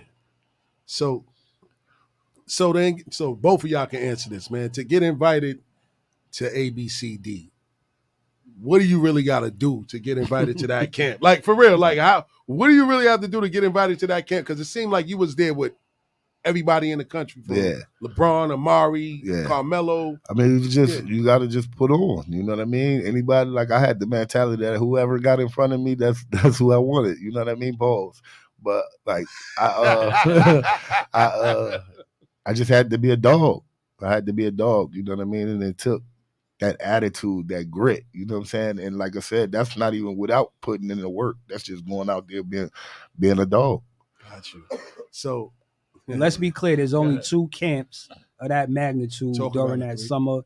You're either at ABCD, which was Adidas at that time, or you're at Nike All-American, which would have the top 200 players from the country. Most of the East Coast guys went to ABC. Mm-hmm. Most of the West Coast, Midwest guys went to Nike. Yep. Really? Yeah. ABC was in New Jersey. The Nike camp was in Indianapolis. Mm-hmm. Okay. And shout out to my brother Rippy, man. His son Deron Rippy Jr. is out there. Well, he was out there in Indianapolis killing too, man. So in some of the videos that I seen, we seen like kids working out. Yeah. And you were standing up, like walking around, looking at them like, look at these niggas doing push-ups. Yeah. I ain't doing that. What's that? That just your came, mentality, that or just was came, that just something? That came with that ego I had at that time. Oh, so you was really giving it up like that? Yeah, like I wasn't doing no push-ups. I didn't want to be there at 6 o'clock in the morning in the first place. You know what I'm saying? But I learned from them mistakes because that don't get you nowhere. You know what I mean? Because at the end of the day, when you're not working, somebody else is. That's a fact. So it was true that you was leaving camp and going to the parties? Yeah, that was every night. Every night? That was every night. 17? We had a long run. We had a long run with that. Oh, that's crazy, man. So how did you link with Clue now? Like, how did that connection happen? I was being recruited by St. John's. Clue, Jay-Z, Fat, all of those guys was always at St. John's game at that time because Omar Cook and all of those guys was at St. John's, you know what I'm saying? But those guys was there to watch, and I was being recruited. Coach Jarvis was recruiting me heavy. Mike Jarvis. Yeah. So one day I'm sitting courtside right beside him, and this is when St. John's was playing against Duke. And Bootsy Thornton gave Duke 50. Bootsy. Shout out to Bootsy Thornton. Yeah. So after the game, I'm a fan of Clue first, you know what I mean? Before I even met him or anything, you know what I'm saying? So just talking to him like, yo, I used to steal your mixtapes. Like, you know what I mean? Like, so we just started kicking it or whatever. And I told him I had a game. And him and Scott the Animal came to my game, and we just been together ever since. I see, damn, you got the Desert Storm Whirlwind on your chest. Yeah. For real, word. That's what's up, man. So, damn, I don't know where to go from there, man. So from there, was like you said that you had the first person that brought you into the AAU circuit. Yeah. Was he ever telling you like, yo, Len, you gotta get it together, bro. Like Coach Green, he was on my back about things, you know what I'm saying? But it was more so like me being stubborn, and my parents had moved back to Virginia at that time. So it's like I don't gotta listen to nobody, you know what I mean? So how you gonna tell me what to do? And my parents is not here to tell me what to do. You know what I'm saying? So it was more so just being ignorant and just not listening. Wow. So was grown, huh? it's a grown man child. That's a man child. Now, Right I mean, he could use the word ignorant. I'm not going to use that word. When I say ignorant, I'm just saying like not knowing. I get you know what I you're mean? saying not because I understanding. already know how this whole basketball thing goes, and people think it's the end all be all, but it's not. You know what I'm saying? So at that time, being in your shoes, I know you probably felt that way and felt like I'm making it, so I don't give a fuck what nobody say. Yeah, for you know sure. what I'm saying? I know Yeah, that attitude. yeah. So check you out. But what I'm saying is sometimes it's too much too soon. You get what I'm saying? Like it came effortlessly for you. So in a matter of 2 years, you went from unknown to I'm a top 50 player in the country. Yeah. Like that's different. Once you're at that camp, it opens your eyes to everything. Every college coach in the country is in the stands. Yeah. You're seeing guys that you probably only heard about that you never played against. You just heard their name because they wanted the cream of the crop like yourself. You know what I mean? So it's just too much too soon. However, like Lenny just said, he kind of was like, man, I'm not worried about none of that because I'll bust any of their ass because that's that New York shit. Yeah, That's that's how I carried it. That's how you carried it. So I understand that part of it. So after, because I know the story, after your junior year, going into your senior year, that's when you shot up and became the number one player in the country. Yeah. With a class that was loaded with Carmelo Anthony, Amari Stoudemire, Raymond Felton, JJ Redick, the list goes on. We got a lot of Hall of Famers in that class. That was a hell of a class. What's homeboy from Jersey guard Elijah Ingram? Shout out to my guy Elijah Ingram, man. I'm gonna get with him tomorrow. He's in Newark. He's in Newark. He's running a business in New York, a club and all of that. Shout out to Elijah Ingram. I see you tomorrow night, player. He said I'm being in clubs tomorrow, man. Lenny out here making his runs, man. You done been to every station in New York. Yeah. I'm back like I never left. Shout out Curtis Sumter. That's my guy, Sean Dockery. So yeah, that class was loaded. Yeah. So talk about going into your senior year. Like, what was your mindset? What were your goals? Before we get to the NBA is a possibility. Yeah. Talk about what were you thinking about that senior year? Going into my senior year, man, like I have no regrets of nothing that I've done. But if I could do it all over again, I would do things differently. But yeah, going into my senior year, I knew I wasn't going to play the whole season because of my eligibility. You know what I mean? My age at that time, being that I was transferring from New York to New Jersey. Explain that to the people that I know, but explain that to the people that don't know as far as you knew you were going to only play half of the season. Yeah, because like the age difference in New Jersey is different from New York. So really, when I went to New Jersey, like I said, being that my mom and my dad moved back to Virginia, I was allowed to move with Debbie, you know what I'm saying? So she took me in and became my guardian. So when I transferred, they was telling me, like, you can't play the whole season because your age is going to mess your eligibility up. Yeah. So they wanted me to go prep so I can play the whole year. And it was a thought for a little while. They wanted me to go to Oak Hill with Melo. But it wasn't enough basketball for me and Melo. But at the same time that I look at it, I should have went to Oak Hill with Melo because we would have won 2 championships. And I'd have came to St. John for that year, won a championship, and then I'd have got drafted. That's a fact. Word. Damn, man. Shit. That's crazy. Like, his story is wild, man, and I'm happy that he's here to share it. So looking back, right? You said you would have went to Oak Hill, won a couple of chips. You would have went to St. John's. What other schools were looking at you? I was recruited by everybody in the country. You know what I'm saying? It was no doubt in my mind that I wasn't going to St. John's. I wanted to stay home. I wanted to play at the Garden on Sundays. You know what I'm saying? So I was definitely going to go to St. John's if that was the case. You took trips to other schools to check them out? Yeah, I went to different schools, UNC, Duke, Kentucky. Like, I took visits, but it didn't interest me. But you ain't go nowhere where Patino was. Patino was turn it up over there. I ain't gonna blow him. He trying to get back in, man. Shout out to St. John's for bringing Patino in. Shout out to St. John's, man. I'm a Red Storm for life, even though I ain't go there. That's what it is, man. For real, man. So what's your relationship with guys like Show and Ryan now, man? We still talk. You know what I mean? I love those guys, man. They show me hella support. You know what I'm saying? They appreciate what I'm doing now with the youth. You know what I mean? Just giving back. And those guys doing the same thing. You know what I'm saying? Those guys have hell of a stories as well. Yes, indeed. You know what I'm saying? So shout out to my guys, Daryl and Ryan. Yeah, their family was definitely heavily involved in their journey, man. For sure. Real. I seen it firsthand, man. So back to the ABCD camp, man. So the whole thing, you see that clip, that promo clip we got. Mm-hmm. You told the story. LeBron told the story. Right? Yeah. And you was like, yo, LeBron made his name off of me. Yeah, for sure. Explain that journey and what led up to that game, and you know what I mean? I didn't know nothing about him. You know what I'm saying? I didn't know nothing about LeBron. I knew Carmelo, I knew Amari, I knew everybody else, but I never heard of the kid. You know what I mean?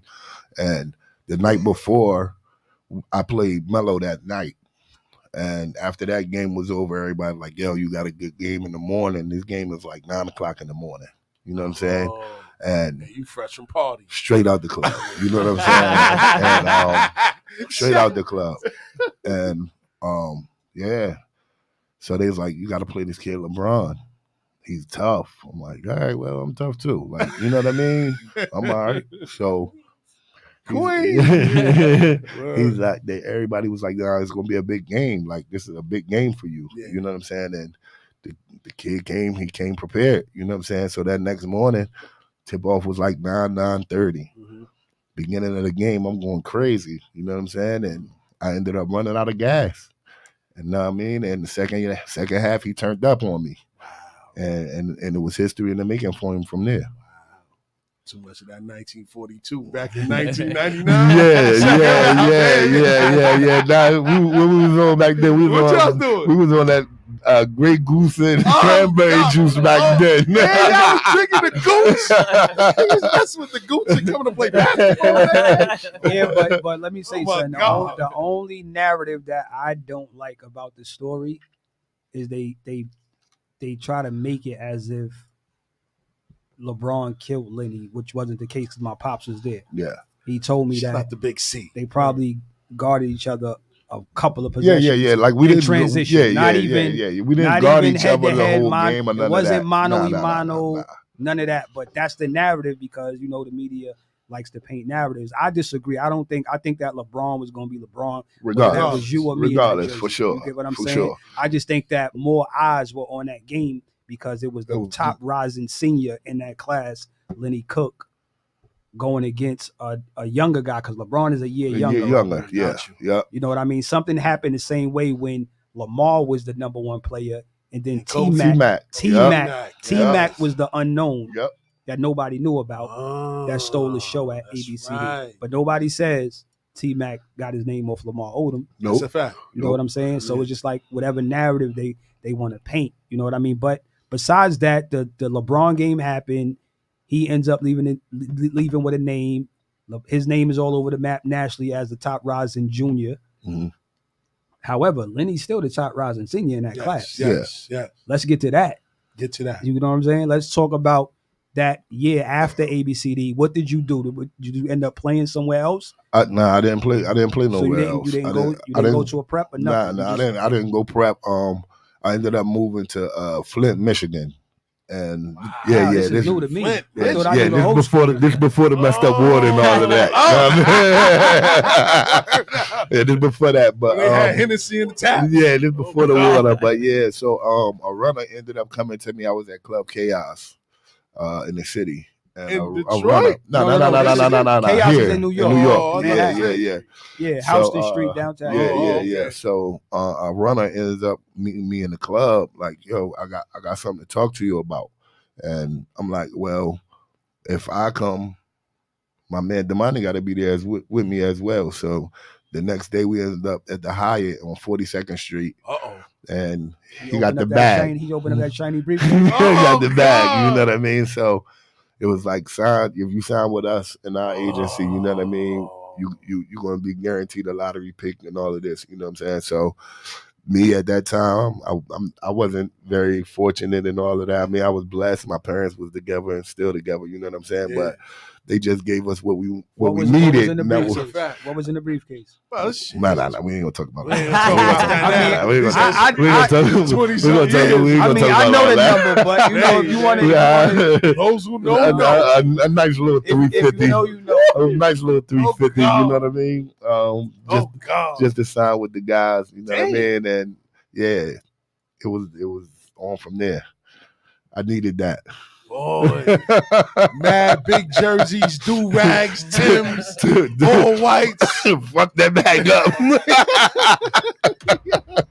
Shout out to everybody out there, man, getting them shiny briefcases. Yeah. I mean, they like now, man. These guys now, man, they got it made. They getting NIL deals and all of that now, they didn't have to worry about what I had to go through. You get what I'm saying? I always talk about that because it had the NIL existed. Oh my God! Guys like yourself, guys like Sebastian, Sebastian, man. Guys like even my little brother Cliff Clinton. Oh yeah, Cliff. Yeah, you know, he would have been able to maneuver that, and it makes a kid not make a decision that Lenny make, because any 17, 18-year-old kid, if you put him in a room and you open up a briefcase and it has $350,000 in it, they want it.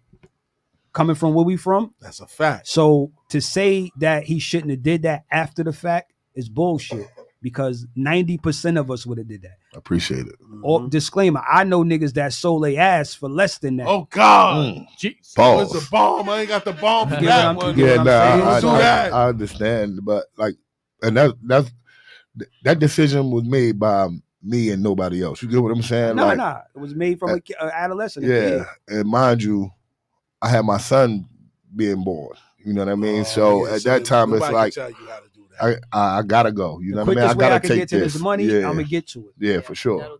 For sure. That's a fact. Okay, to make you turn into a grown up quick.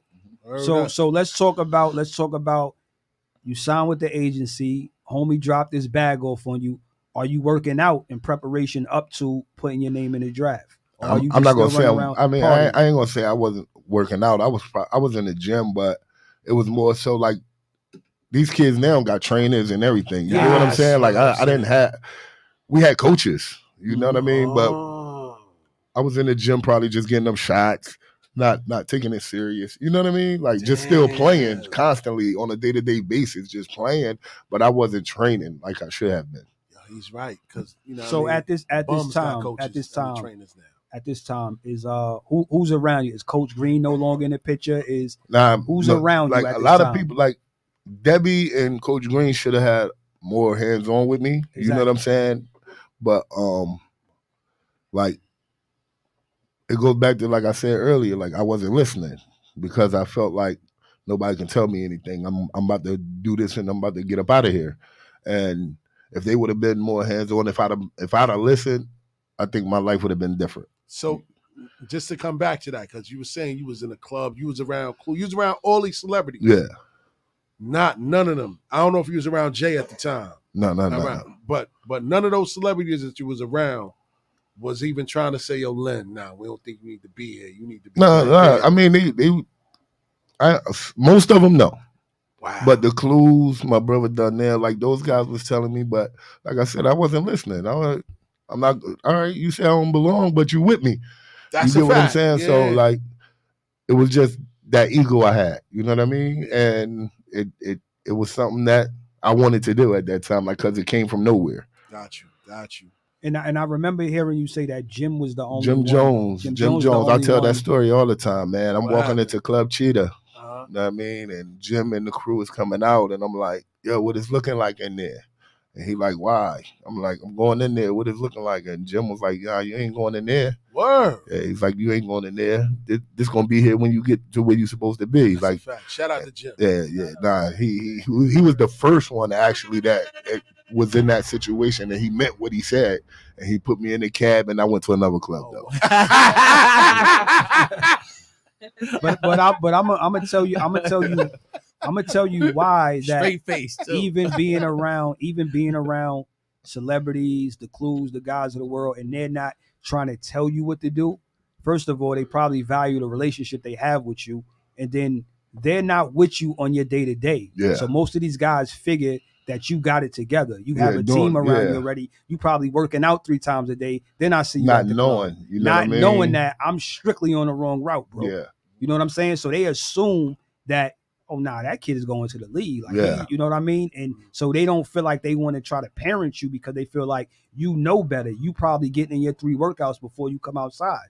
But sometimes that's not the case. So we can't always blame it on why they was with them, why they didn't, because they not with them day to day. Got you. They assuming that Lenny probably working out 3 times a day before we see this nigga. That's a fact. That's a fact. You know what I'm saying? So I don't put it on that. I put it on knowing that the pressures of basketball, especially around that time coming from New York, it was just different. And 90% of the guys that played, you thought you was going to make it. Yeah. Because you didn't think no other way.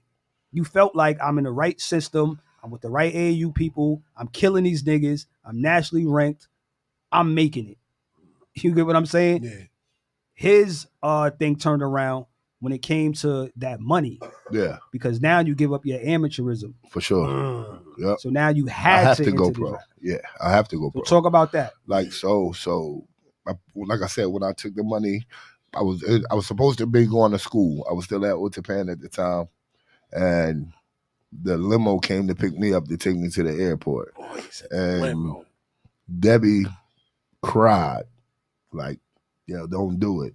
Don't do it. This is a bad decision." Did she know you already signed? She knew. She knew. Okay. She knew. So it was no you know what I turning mean? back. It was like, but I'm like, I gotta do this, and we just hugged, we cried together, and I just walked out. You know what I mean? And I ended up in Flint, Michigan, and I was out there with the agents team, training, working out there. You know what I mean? But that ended up being a bad situation. You know what I mean? Because those guys wasn't there for me either. You get what I'm saying? They ain't have it together.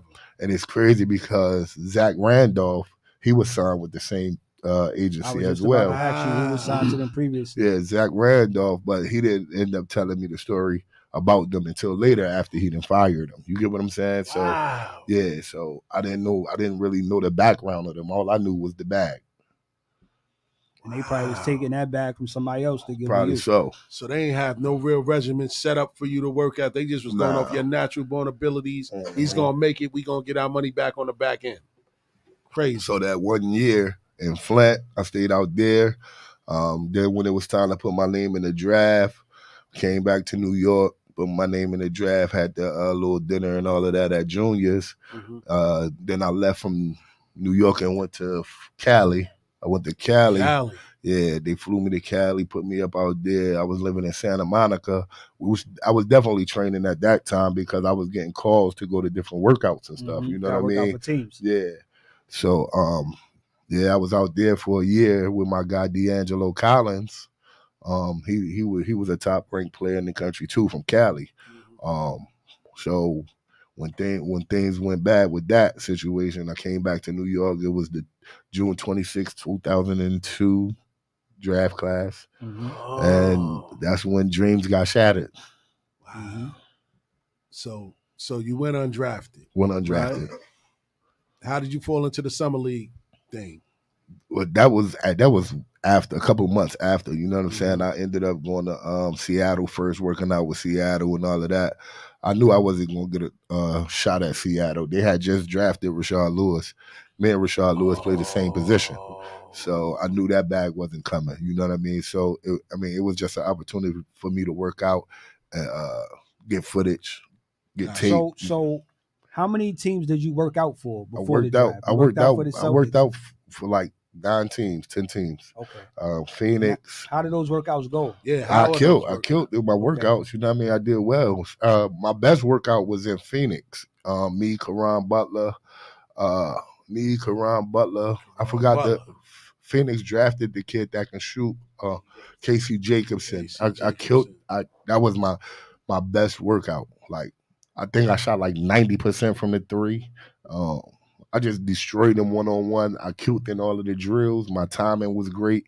You know what I mean? That was my best workout. So for the young kids looking, what do they put you through in these workouts for these professional teams? So it's basically like your agility, strength and conditioning.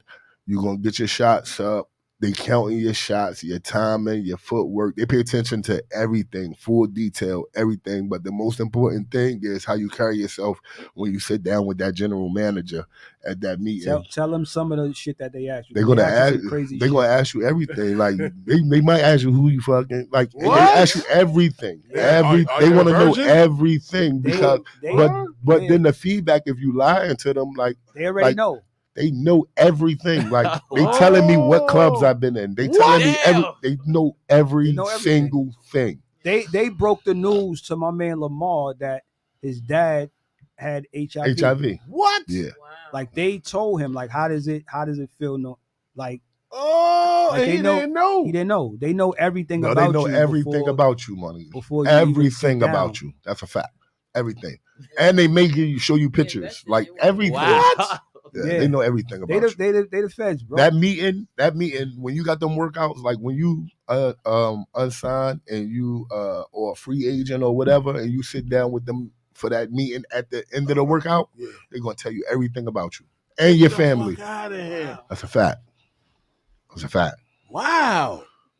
So but that's where it goes back to where I say, like, your image is everything. You get what I'm saying? And the kids need to know that. Like, you never know who's watching. I didn't never imagine that 4 years later, 3-4 years later, that these people was going to tell me what club I was in. That's and crazy. Everything. Yeah. We seen you sneak out of Adidas camp. You went to Club Cheetahs that night, nigga. And now you had to play LeBron the next day, nigga. What you doing out here, man? You know what I'm saying? But it's serious, man. Like, I didn't know the business, man. And this game is a business before it's anything else. And you seen the politics side of it. For sure. In the summer league. For sure.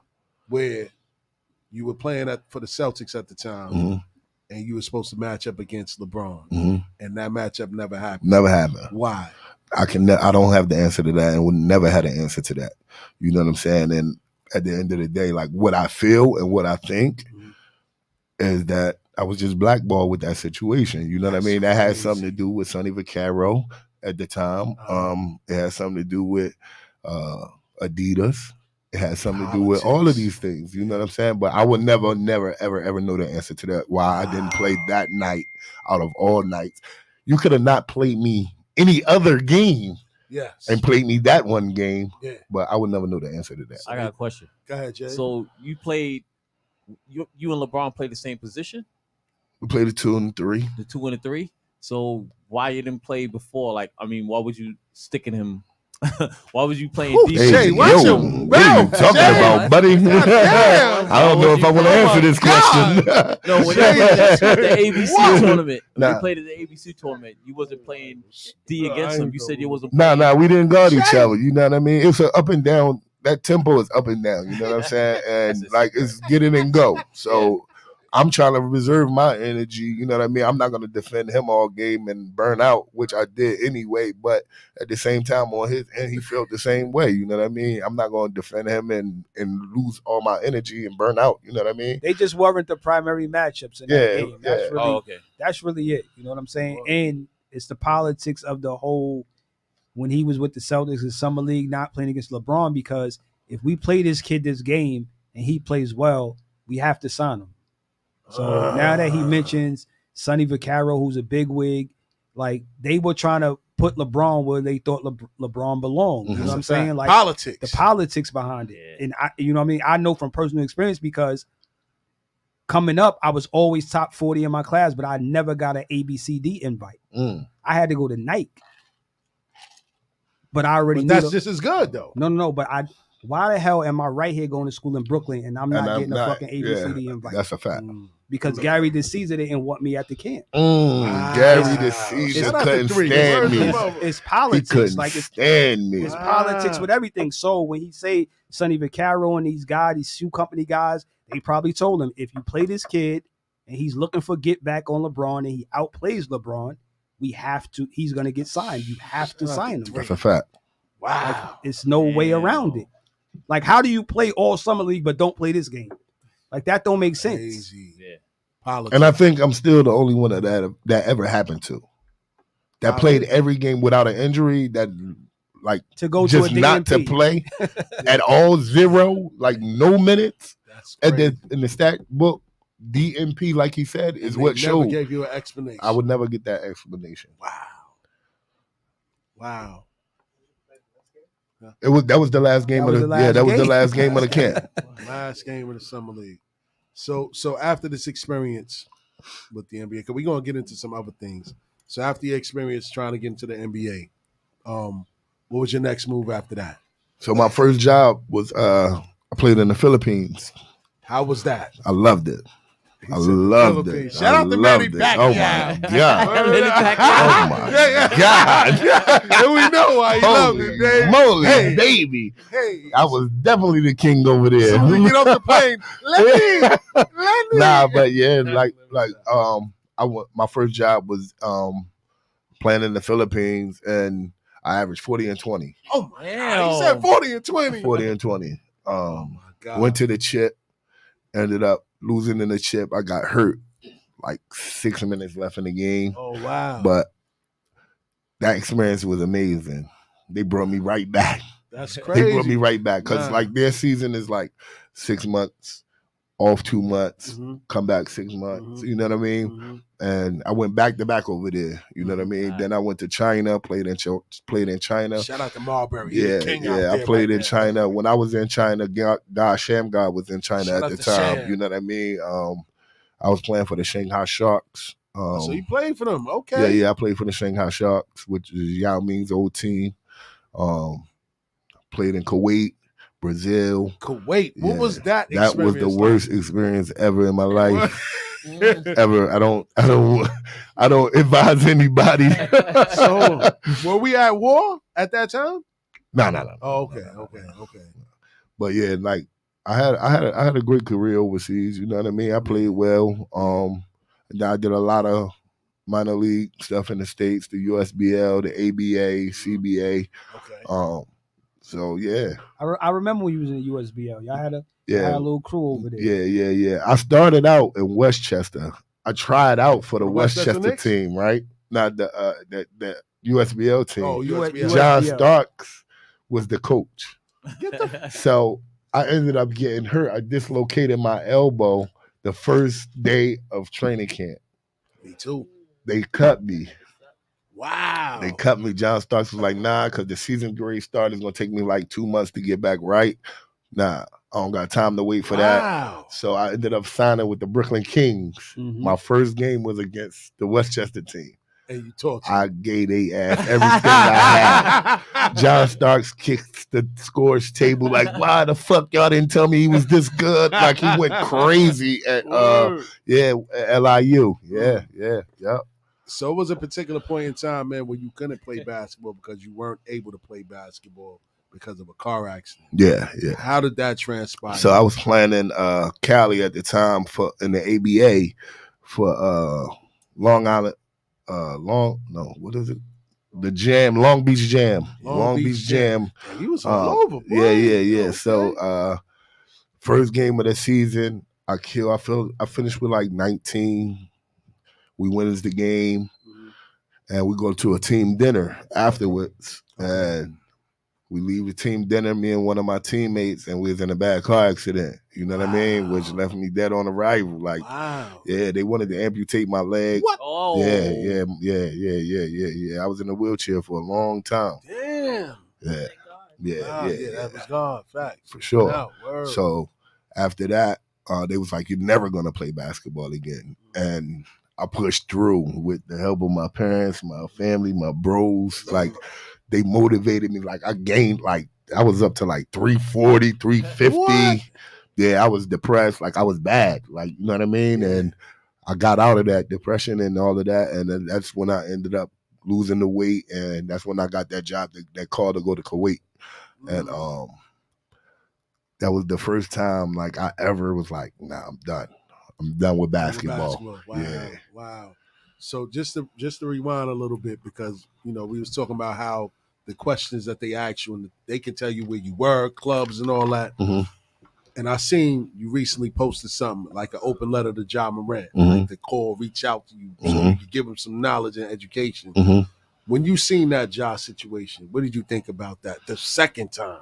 The second time saying it, the first, that's why I reached out immediately on social media, even though he deleted his social media, like his people probably had made sure he deleted it or whatever. Yeah. But somebody seen that message that I sent to him that know him.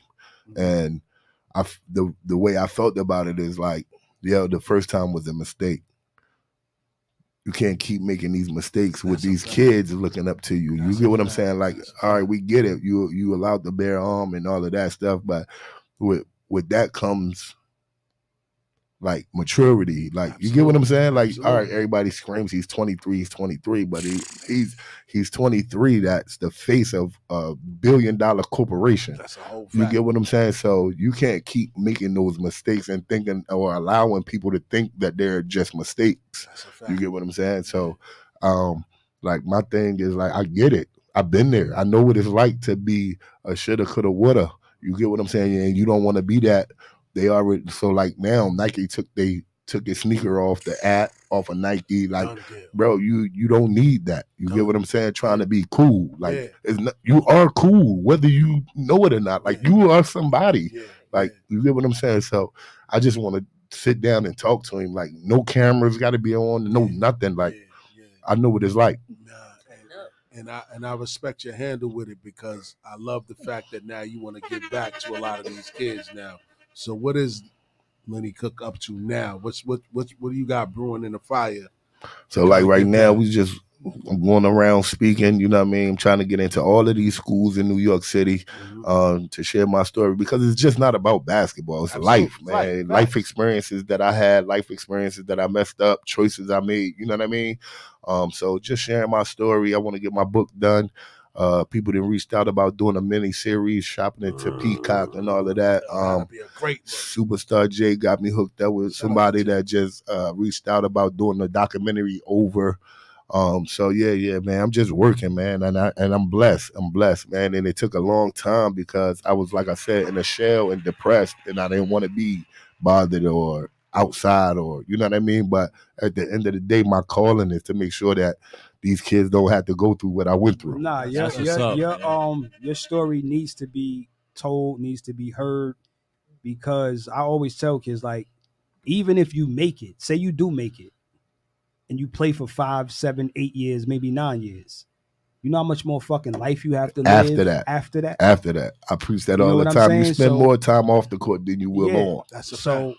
If you don't know how to be a man, have morals, raise a family, like, you're going to be lost anyway. That money you make, you're going to blow through it. Mm-hmm. I know pros professionally that made it with stars, they broke. Yeah. I know guys that were All-Americans that they not where they should be. Yeah. Because they just solely dependent on basketball. For sure. You get what I'm saying? So, like, with you, I think that your calling is like, maybe if you would have made it, maybe you wouldn't be here right now. Nah, for sure. And I say that too. And I'm glad you said that, because I feel like, at the end of the day, if I went through that little change in a year, what if I had $1 million? Like, what would I have done? I probably did drugs, anything. You get what I'm saying? Like, and what if that accident would have happened and I wasn't no longer to be here to tell that story, to tell my story? Like, you get what I'm saying? So I'm just blessed with the opportunity to share my story. And I saw something. I saw that they honored you at the Iverson Classic. That was real dope. Yeah. Nah, that was my man Stack was there. Steven Jackson, man. I went to Oak Hill with Steven Jackson. That's my boy. Yeah, that's my guy, man. Solid like that guy, man. Definitely A1, stand A1. up. But I like that they took that time to honor you in front of those All-American kids, to see that somebody like this is still here to tell a story. Yeah. And what you said to those kids today probably changed their life. It was that experience. That was a dope moment for me, like, and very emotional, like, because I never been appreciated like that before. You get what I'm saying? Like, that meant a lot to me. Shout out to my man Bobby Bates. Shout out to Iverson. Shout out to Steven Jackson. And shout out to that whole 2023 Iverson All-American class. Because when I broke down making my speech, Steven Jackson looked at me and said, "Yo, pick your head up." And all 150 of them kids were standing up screaming Lenny. Wow. Like, that was a dope moment for me. That, you know what I mean? That was a dope moment. When I saw it, I loved to see that. I love this. I was like, that was appreciate dope. it. And to have that, the Purpose Award. Yeah. It was the whole that touch, like, that was just idea different. of it and who it was coming from. Yeah. Because AI is us. Yeah, for sure. We from where for we sure. from. You know what I'm for saying? Sure. So to get it from AI it hit kind of. I'm sure it hit different. It hit hard, bro. Pause. So looking back, if the Lenny Cooke now had the chance to talk to the Lenny Cooke back then, what advice would you give the younger Lenny Cooke? Yeah, man, take your ass to sleep. Get ready for school tomorrow. you got to go in there. You got to get in the gym before class. You got to run. You know what I mean? Like, them girls gonna be there. Like, just everything. He said them girls everything. You know what I'm saying? Like, I would do everything different. Everything. Besides, like, I wanted my son. You know what I mean? That was never not a factor. You get what I'm saying? But like, yeah, I would do everything different, man. I would go to college. I'd have went to a prep school. I'm not saying which one, but I would have went to a prep school where I played my senior year. I'd have went to college and I'd have been a pro. I'd have been a pro for sure. But at the end of the day, I love what I'm doing now. If I was a pro, I probably wouldn't have an amazing story to tell. You get what I'm saying? Or you wouldn't have no aspirations to help. You get what I'm saying? So, like, I'm very appreciative of what I've done and what I'm doing now also. You got a whole purpose award, kid. Your life served the purpose for something, man, for real. Appreciate it. At all. Never make no mistakes. And you do have children. Yes. Shout out to my kids, man. Shout out to my boys, Moosey, King, Prince, Grayson. I got one on the way. Shout out to my daughter. He's still, you know what I mean? Shout out, Oh, shout out to my daughters. My gun go off. She wants to ask you a question. She got a question Tim. about talking to that mic. You talk about children. Yeah. Talking to that mic, Tim. So I wanted to know, like, what do you think about the whole 50-50 thing when it comes to a relationship? Like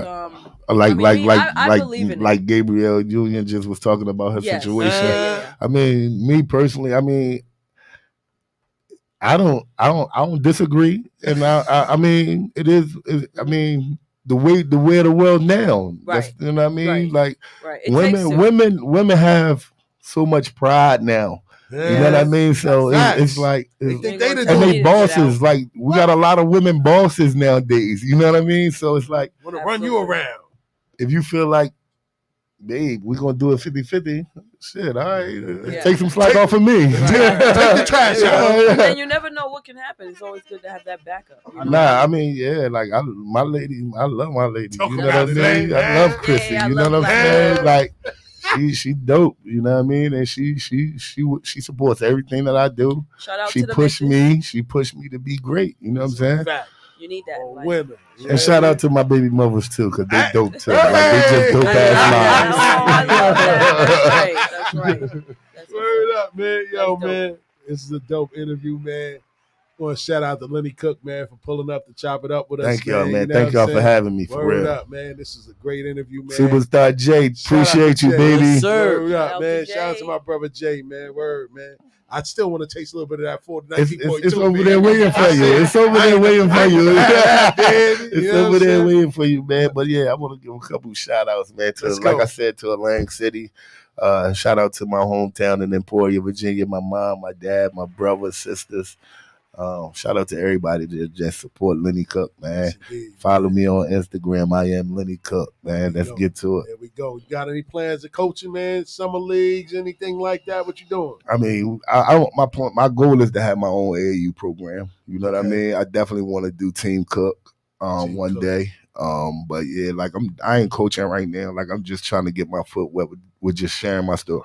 And I meant to ask you that because I know you still got relationships with some of those guys. Every time I see you out in the streets, you see Mello, they salute you. Joakim, salute you. Yeah. Have those guys try to point you in that direction with the AAU? Have you got any? I haven't even had that conversation with them. You know what I'm saying? It's more so just like when I do see those guys, it's just like they just showing me love, giving me my flowers. No question. You know what I'm saying? No question. But at the end of the day, like, I feel like my time now, I want to show them what I'm doing first before I go to them with an idea or just ask them to help me with something. You know what I'm saying? So I'd rather do the footwork first, and then they'll come to me like, yo, I'll help you out with that. Yeah, but with I think that's you. With grassroots, just do it. Yeah. Like, don't overthink it. Don't think that I need a million sponsors. No, just do it. Like, Gotcha. you'll get the kids. The kids will come to you. You build them up. Don't jump right into 17 and Yeah, under. no. You know Yeah, what I feel mean? you. Yeah, no, I would Get never kids never that do build that. them up, Oh, them and kids is out you're of gonna control. be able to tell those parents what they need to fucking hear. You're not gonna get them lip service. You're not gonna be like, listen, everything your child may go through, I already went through. Yeah, So who's better to guide your tell, child yeah. than me? yeah. You get what I'm saying? sure. So just jump right into it and do it. You know what I'm saying? Gotcha. Because a lot of people don't know it. AAU and grassroots, that shit is $1 billion Yeah. business and corporation. Absolutely. And if you do it the right way, you're changing lives. Absolutely. And shout out to all you bum ass coaches that be just starting up anything, bringing them to tournaments, getting their doors blown off, man. You're not helping these kids. You know what I'm saying? Nah, let me stop, man. Shout out to anybody that's doing anything with these kids, because sure. at the end of the day, these kids need guidance, man. Shout out to my As man much as Steiny. possible. My youth need guidance. You know what I'm saying? So on that note, man, I want to say thank you again to Lenny Cooke for pulling up. Appreciate you. know what I Appreciate mean? you for having me. Thank y'all for having me. Word up, man. Shout doubt. out to Tiff, First Lady. You know what I'm saying? In the Shout out to building. Tiff. You know what I mean? Word up, man. Shout out to DJ J. Yes, OJ. sir. You know what I mean? Shout out to my brother 3, man. Every Friday, man. We No appreciate you, big off-seasons, guy. man. Thank you. No doubt, man. No off seasons, man. Live on Bars and Hoops Radio every Friday, 8 to 10. Tell a friend to tell a friend. Until next week, we are signing off. Peace. And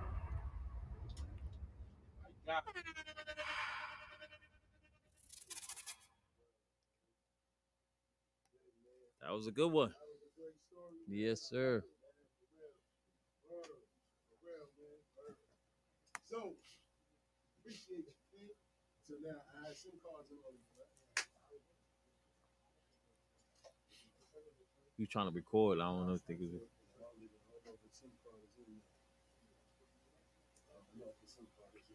I thought the record is. Did you? Is recorded on there too, though? It's in the stream, though. Okay. But I wasn't. It only shows. Oh, shows what you showing. Oh, okay.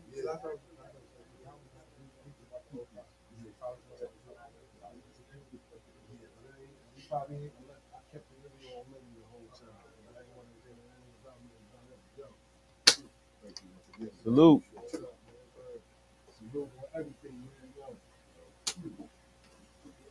Appreciate y'all, man. See, I'm about to go get up a J now. 3 when we crash. I'm calling me crash. That's 1 o'clock.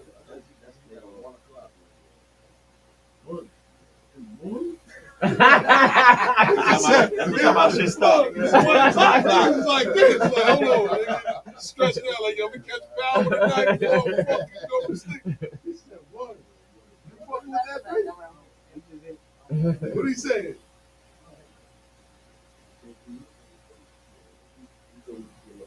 Which party? Where In the city or out here? at?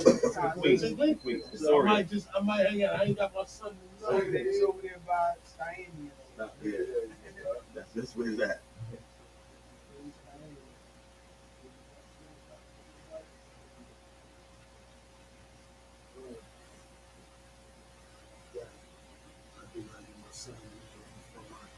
Like you was in the class like right behind me, like Sham. He don't like talking about his shit. You know what I'm saying? Bree was fucking slaying everybody out here. So how you want me to do this shit? Yeah, we gonna definitely get the picture. It's hard 9-17. We went to Cali and won the whole shit. B, Lamar, Khalil, Amin, Johnson, like we won the whole shit. When I went to the Panthers, we won the whole shit out there. Shea Cotton, beat Shea Cotton in the game we played is the game that Shea got hurt. They got tried to dump on Kareem Shabazz. So his doc? Yeah. So I was in his doc. Yeah, I saw you. My man David got shot too. He was, hell yeah. He did a lot of stuff like 4 years. Microsoft and City. Okay. This is right before he dropped it down. Yeah.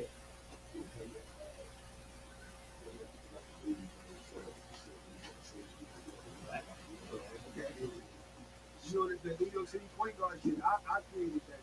Hell yeah. Yep. Nigga stole that shit for free. Rich did some bullshit. I mean, he worked it out at the end, but he did some bullshit. Still owe that nigga. He did some bullshit. I had to take that shit. They stole that shit for free. That's crazy. That's Jay right here, man. Right there. I know you heard it. We're gonna take this flip. Come on, Zoe. Come on, Jay. Learn.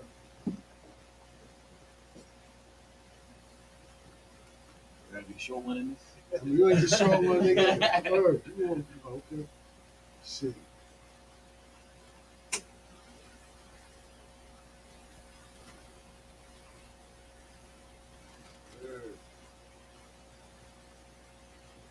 Alright, man. Shit, man. This nigga said he was in Queens. That shit fucked me up. 6 what? 7? And Jay, so shit, you 6'5", kid. Look at you, man. 6'5", 6'4", 6'5". Look, he's straight up. How you think J.O.J. is? How do you think J.O.J. is? Say how old? Yeah.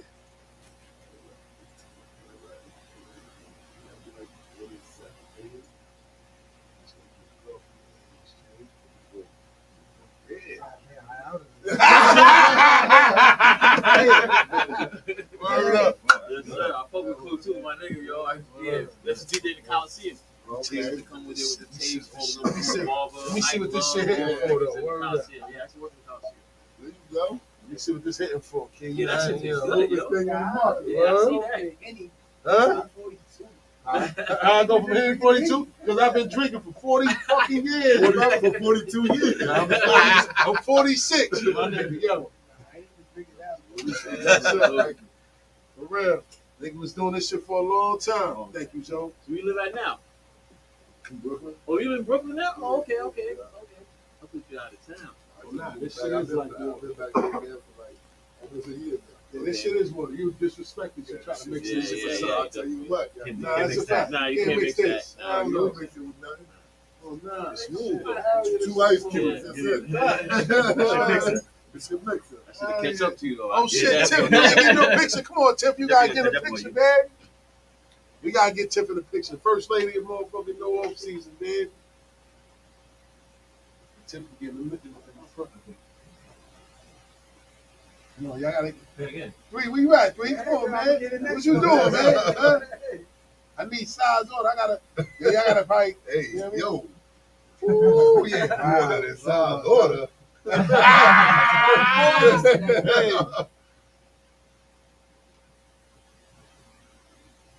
Sir. Yes, indeed. What's up, guys? That was a Yes. good interview. It was. You gonna start doing more stuff in New York then, right? As far as like setting up. Coach King on this year. Me and Kareem Reed. What? Coaching Gumbo. Gumbo. Yeah. This is gonna be a good one. Thank you. I'm talking about me. I'm trying to like do like remember how those before they used to have all of these things that look for them, something like that. Like he's probably the best player in the city because I'm going to try to figure out how to do it. Actually, yeah, city. Yeah, so however it go, like you just need to bring that feel back to the city.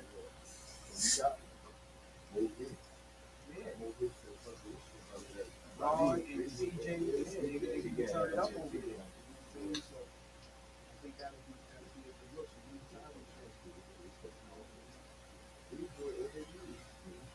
CJ with the lights.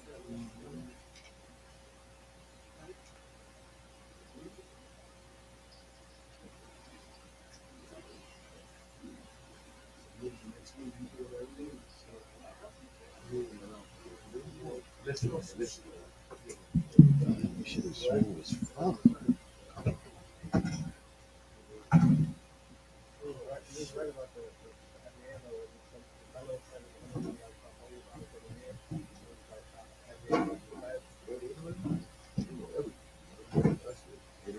dope though. That's scary Like though, yourself. man. That's scary. You think you chilling, you on the low with shit? They just show Melo talk about that shit. Yeah, Melo was saying that shit. Oh yeah, I forgot about that too. Yeah. Yeah. That's what it is. That's what it is. Yeah. You probably got a Fed in like every club, like just about. They do. Yeah, they do, right? Yeah. You was a big part of those sports players that they did. Yeah. I had transported my liquor to the region. That's a fact. Damn, man. 4,455 players at the moment. Hell yeah. I'm still right now present day. First person that was a number one player in the country and never got that. No, but I'm gonna tell you why. I'm gonna tell you why, because our era and the little bit after that, we didn't draft it. We drafted it off the, we had to go put it in Skip got like they went to school. Anderson had to average 25 and 9 to go number 2. Right. Now the point guard that gets drafted top 5 average 10. That's 10. Fuck out of here. Like, what are you talking about? All right. Okay. Yeah, so it's not a potential. Lenny became a potential error. Come on, we taking this nigga. We ain't even second guessing it. He out Let's see here. what he got. Now it's better. Listen, now it's better not to get drafted or go to the second round because second round is not guaranteed. Like, I don't want Marquise Noel to get drafted. Yeah, I feel you. Because I want him to walk to a team that needs his services, that believe in him. Because now if he get drafted to a team, And he may they not gonna play. cut him, he may not play. So what you saying? It's better to get a workout? Then that's No, just if let him you go draft to the JOJ, if you draft me and I'm 5'8", 5'9", 5'10", Hmm. you have my rights now. If you don't draft me, I can go to the team that wants me. They gonna give me a workout. They gonna give me a Oh, okay, I contract. see what They you're gonna saying. need me. yeah. You know what I'm saying? Yeah. But what I'm saying now, this Being era stuck somewhere, being stuck somewhere. Now they draft guys on potential. Mhm. Lenny was a potential guy because you knew that if I put this kid in the right system, the right environment, he's gonna be a star. Mhm. They didn't draft him as a potential. They draft off your track Yeah, record. track which you record. did. Okay, You know what I'm yeah. saying? Adam Morrison was what, number 1, number 2? Mhm. Who the fuck is Adam Morrison? Yeah. 2 years in the NBA. Yo, they showed a lot of that. Like a lot of guys. He got his 3 years. He got his stipend, right? Look at his face. I don't even remember him reading up off that rookie deal. What's that out there? Remember that first rookie deal was 2 to 4 years. You gotta do 6 years. 6 to years get to his get the stipend. pension, yeah. You gotta But do I'm 6. saying he got 3 years. I don't know. He do 6. Definitely do 6. He do 6. To get a stipend off the NBA, you gotta do like you gotta do 6 years. 6 years. Oh, I didn't even know that. Gotta do 6 years. Damn, I It didn't know that. used to be 7. So what's the stipend with that? They give you like what? Your pension. Oh, you get your pension? About how many years you got, 10 years, how long you played. If you opt to take the, like, say